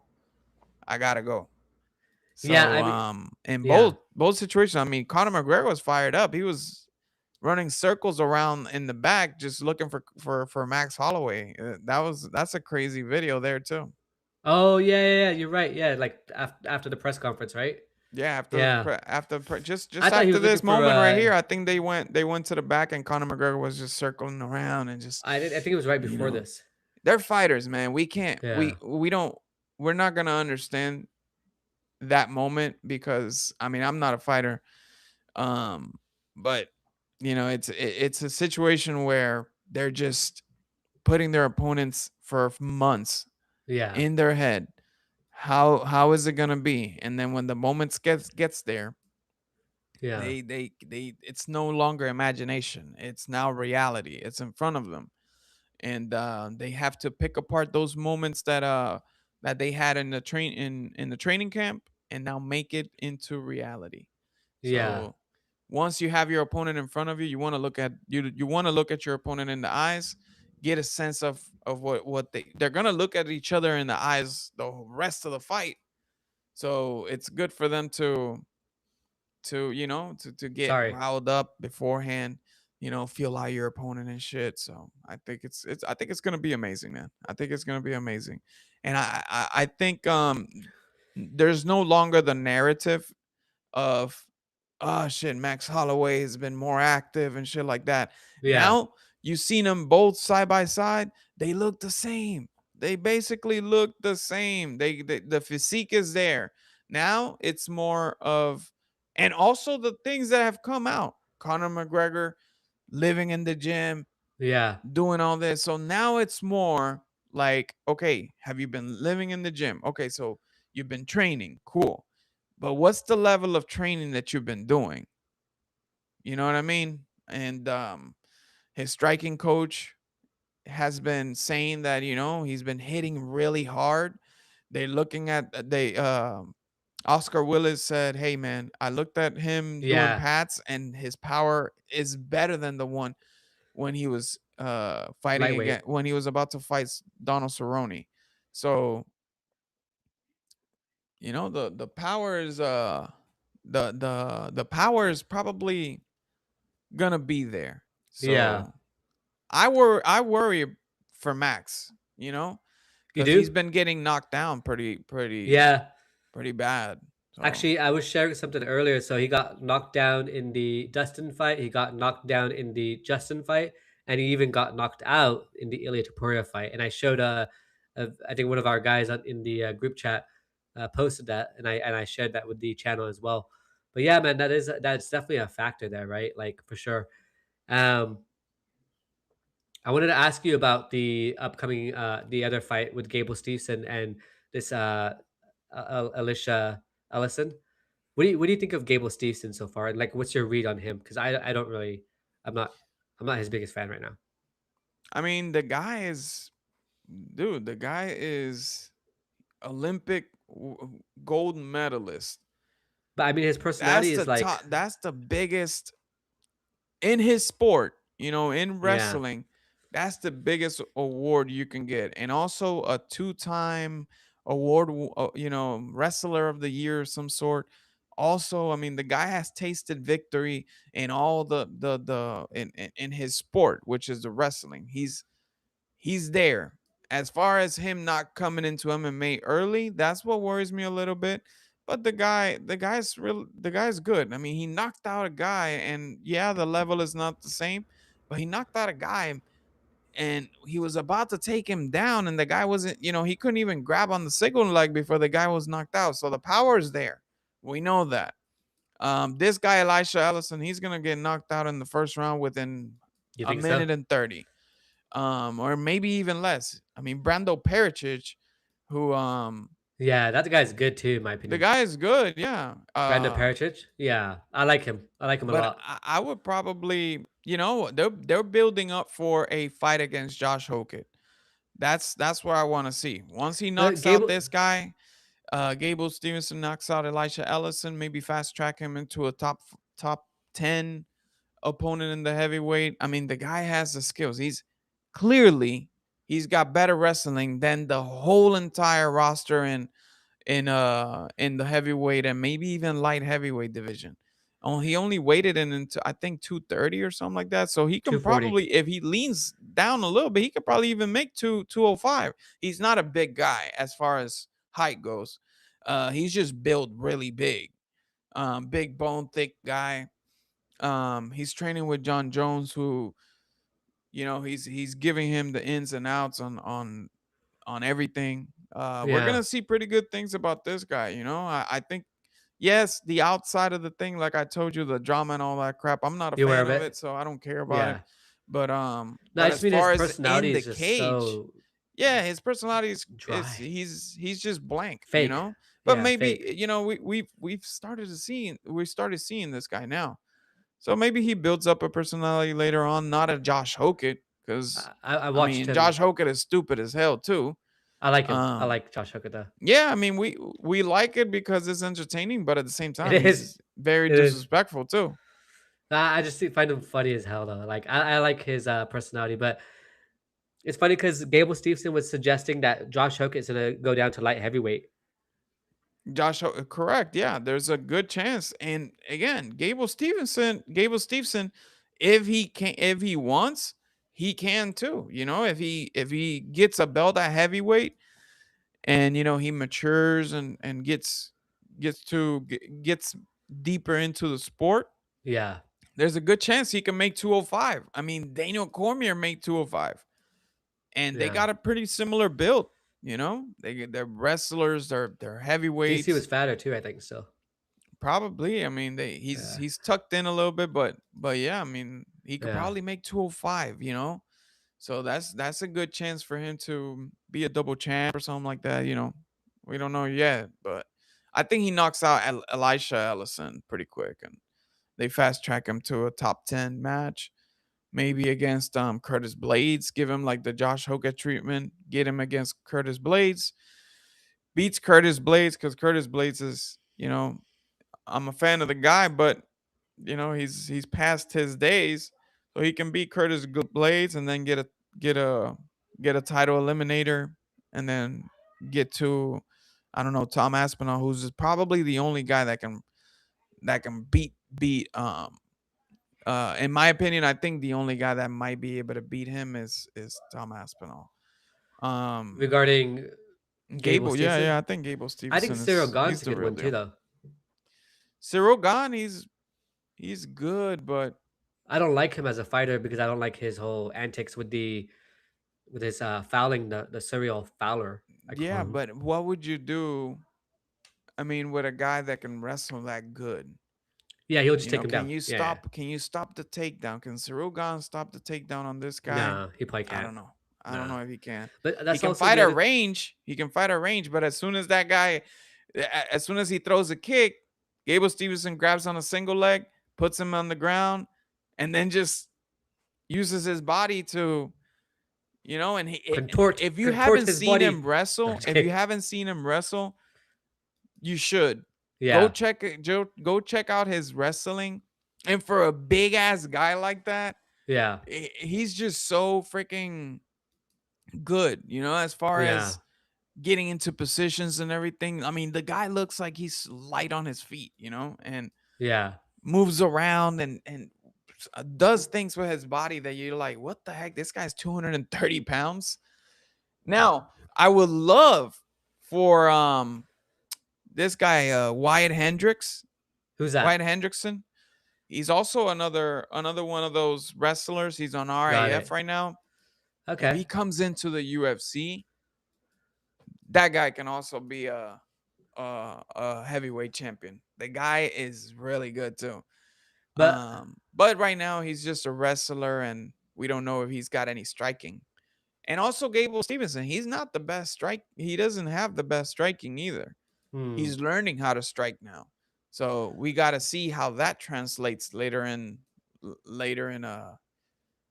with Jon Jones, you know, who's really good at striking and all of that, doing that, everything. But I was going to ask you about that because I feel like with Gable Steveson, I can see him, like if you look at his 4 fights in MMA and a dirty boxing one, he kind of sticks to his striking mostly. So I don't know if he's going to be using his grappling and wrestling skills within the UFC itself as much. So that's why I was kind of like, you know, when you were saying that against Cyril Gane, that, you know, he was just to take him down. I'm like, but how do we know he's going to really use that against him? You know what I'm saying? Well, that's the thing, that if you know, well, you're not going to fight everybody the same, you know? Yeah. That's so fair. in his case, he's definitely going to have to be smart. He's going to have to be smart. And that's why he's got a corner there to help him figure out what his best path of winning is, you know? Yeah, for sure. And those last fights, I'm not sure if Jon Jones was cornering him or helping him out. I think Jon Jones is just stepping into. No, he was. He was? Okay, yeah. So. Yeah. And yeah, I mean, hey, why would you? Okay, so you have a path to go to the UFC. You can knock out these guys with just. Yeah. With doing this. Why show your skills now where we can hold on to those skills and not show the people everything that you got? That way they can't figure you out. Yeah. And the less he uses it, the better, probably, you know. Use it whenever you need it, because those are those tools right there are better if you use them, you know, threat lightly, you know. Go into the fight thinking that you're gonna knock out the guy, thinking that make your opponent think that you're gonna strike with him, and all of a sudden pull the moves. You know, if you make a trip here, get on top, finish the fight. Make it easy. Make it easy. Don't overcomplicate things. So shit, I gotta go and find a double leg, and then I'm gonna push him into the ground and stuff like that. Because then you know, it can create issues within your offense. You can gas. That's a big factor in heavyweights. You know, it's the gas tank. But it's gonna be bad. This guy is wrestling. This guy is wrestling. It's gonna be bad. Yeah. In the high he's been wrestling in these moments, and you know, wrestling is tough, you know. Yeah, it definitely is tough. Yeah, it was interesting. I found his just his smiles when he was like smiling at the media day, when he was answering some of these questions. I found him so fake. And yeah. Hey, did you want to go hop on your channel, or do you want to plug your channel real quick? Of course, if you want to follow me at Clutch Attitude MMA. I think to be honest with you, bro, I was gonna do a live, but I'm just gonna make like a quick 10-minute video or something like that. So you're good. Yeah. But I appreciate you having me here, man. Please follow me at Clutch Attitude MMA. I'm doing you know, I'm trying to do videos every night, you know, maybe recap. Do I got a couple of my buddies in there, and we did some picks, talked about the fights and everything. So, but if y'all want to follow me, just Clutch Attitude MMA. Just follow me, and we're on the road to 1,000 subs. Yeah, and I'll 100% organic. No buying bots or nothing like that. So yeah, and I'll definitely join you on your channel as well soon. I was gonna tell you, I am gonna do a fight companion. I don't know if you want to do that tomorrow with me, but dude, I wish I can, but I got people coming over, so I'm not gonna do. I'm not gonna go live. Maybe I'll do like a Twitter post show. What is not a Twitter, like an Instagram live post celebrating or some shit. But yeah, I'm gonna have people over here, and oh nice, we're gonna watch the fights here. And a friend of mine invited me to his house, so I'm not sure yet if I would go there for a little bit and then come back. So I'm gonna be out and about, you know. I don't drink these, or anything, so that's the good thing. Yeah. Oh, you don't drink? Nope. Oh, okay. A black man can't drink. Jon Jones button, bro. I actually updated these pretty soon. I don't know if you've noticed, but like I got some of these you know, the Top Turia thing that we got over here, or Aptura thing. Ilya Apturo. Ilya Apturo. Yeah. Yeah. I got some in my my videos too. I just put some in there. Yeah, that's why when you were saying something about drinking or something before that about Gable Steveson making it bad for these guys, I was like, it'll be bad.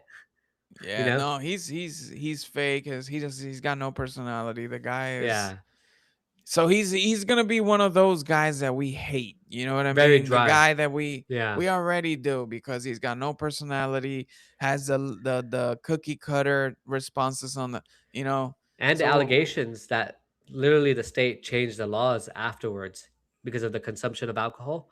Like, I don't know how familiar you are with the whole situation. I read into it a little bit. Yeah, so he was accused of raping a woman on a night out with his friend at a school party for college. But I think he definitely, like, we don't know if he did or didn't.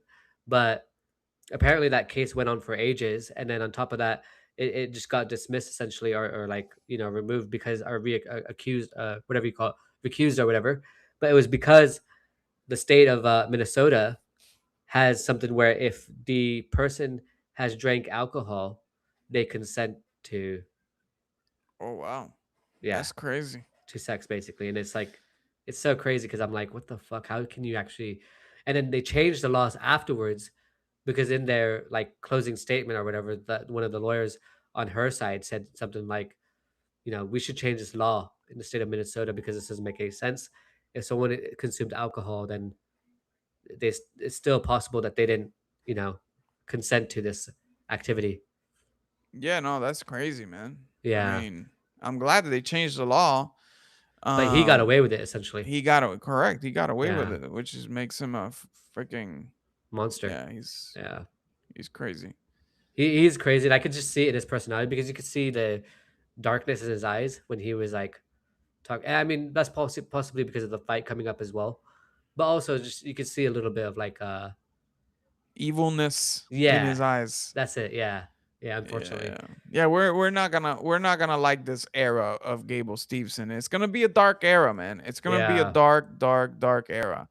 Because and we're gonna have to root for our guy Tom Aspinall. I think Tom Aspinall beats Cyril Gane in that rematch. I think he beats him. Me too. But we're gonna have to root for the guy. You know, we're gonna have to root for him. I think he beats Josh Hokett. I don't know. Aspinall? No. I'm talking about Gable Steveson. Okay. I think he beats Josh Hokett. But unfortunately, man, we're gonna have to go with our guy Tom Aspinall. I mean, not unfortunately, because I do like Tom Aspinall. I love him. So yeah, me too. But at the same time, it's gonna be tough. You know, it's gonna be bad. tough. You got the GOAT. You got the freaking GOAT. Yeah. Arguably the GOAT and Jon Jones in his corner. You got Jackson Wink, one of the top gyms.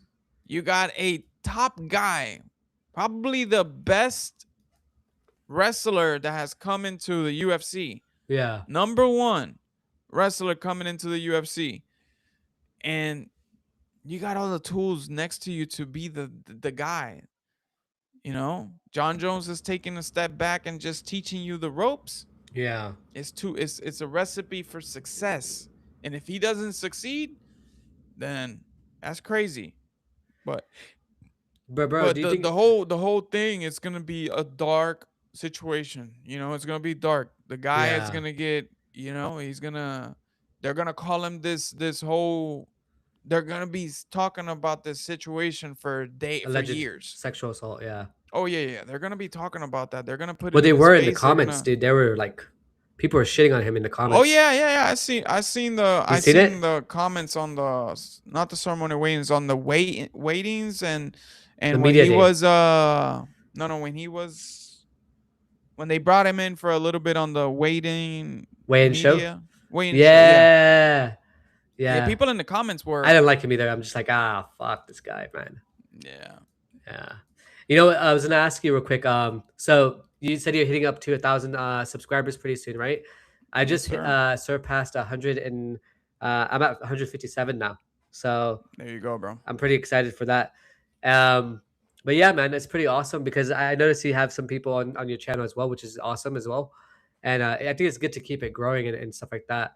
And I'll give you this clip if you like it as well. We can just chop it up if you like when you join and stuff like that. And yeah, bro, send it over. Yeah, we're excited. It's fucking Conor McGregor fight, dude, man. Let's go. Yeah, it's so Conor fight week. I'm happy, man. I'm happy I'm here. So I appreciate you giving me a chance to be on your channel. I'm glad, likewise. Bro. You're growing. 157 subs. Keep it going. So yeah. We are just starting here. Well, we're on the same boat. It's not like I'm bigger than you in any shape or form. We're here together, so we helping each other out. We're gonna get there. You know, we're gonna get there. It's a consistency thing. We see channels like Fight Society. We see channels like smaller channels like Barnhill Brothers. I think it is. I like those guys. Are killing it. Yeah, those guys are killing it. They just started less than a year ago. So, but it takes time, but we got to keep doing it because I'm a full time. I work full time. I got my kids. I got 3 kids, and it's tough. That's but a full-time job itself. Yeah, just keep going, just keep growing, and hit them shorts, hit them, thumbnails, everything. Get it going. And for those of you who haven't subscribed already, please subscribe to Clutch Attitude MMA as well as myself, and follow us on X as well. Mine's MMA KAY 1993, and then what is yours? Man, I don't even use my Twitter, but follow me at Clutch Attitude MMA on Instagram. I be posting the shorts there. Clutch Attitude MMA, simple as that. Clutch Attitude MMA, and I'm coming up with a Spanish channel pretty soon too. Oh, you are? So yes, I'm coming up with a Spanish channel, which is gonna be on YouTube and Instagram as well. So I'm gonna hit up my Spanish community. Yeah, the other thing I want to figure out next is like how do we get like fighters on the channel and stuff like that? Because I don't know if you've seen Jaden Cable. He's doing really well on X. Oh That yeah, guy. that's good. He just moved to Vegas. Yeah, he's like 19 years old or something. He's a young little kid, but he's really cool. I mean, dude, even Fight Luck and like MMA Fan Wars and all them stuff, like all those guys, they've been very supportive as well. It's pretty awesome. Yeah. Yeah, I love my guy. We're in the right group, so to speak. Yep. Yes, we are, man. But I appreciate Yeah. it, bro. I'm gonna go ahead and hop out of here. Yeah, me too. I'm gonna record a quick video just to recap the ceremonial weigh-ins and all that stuff. So Yeah. I'll see you maybe tomorrow. I'll hit you up so we can, maybe if you're still up or something like that, I'll come into your live and after the fights or Post something show? like that. Yeah, I'm down for that. Yeah. All right, my brother. Catch you later. Catch you Cheers. later, my brother. Take care. Peace out.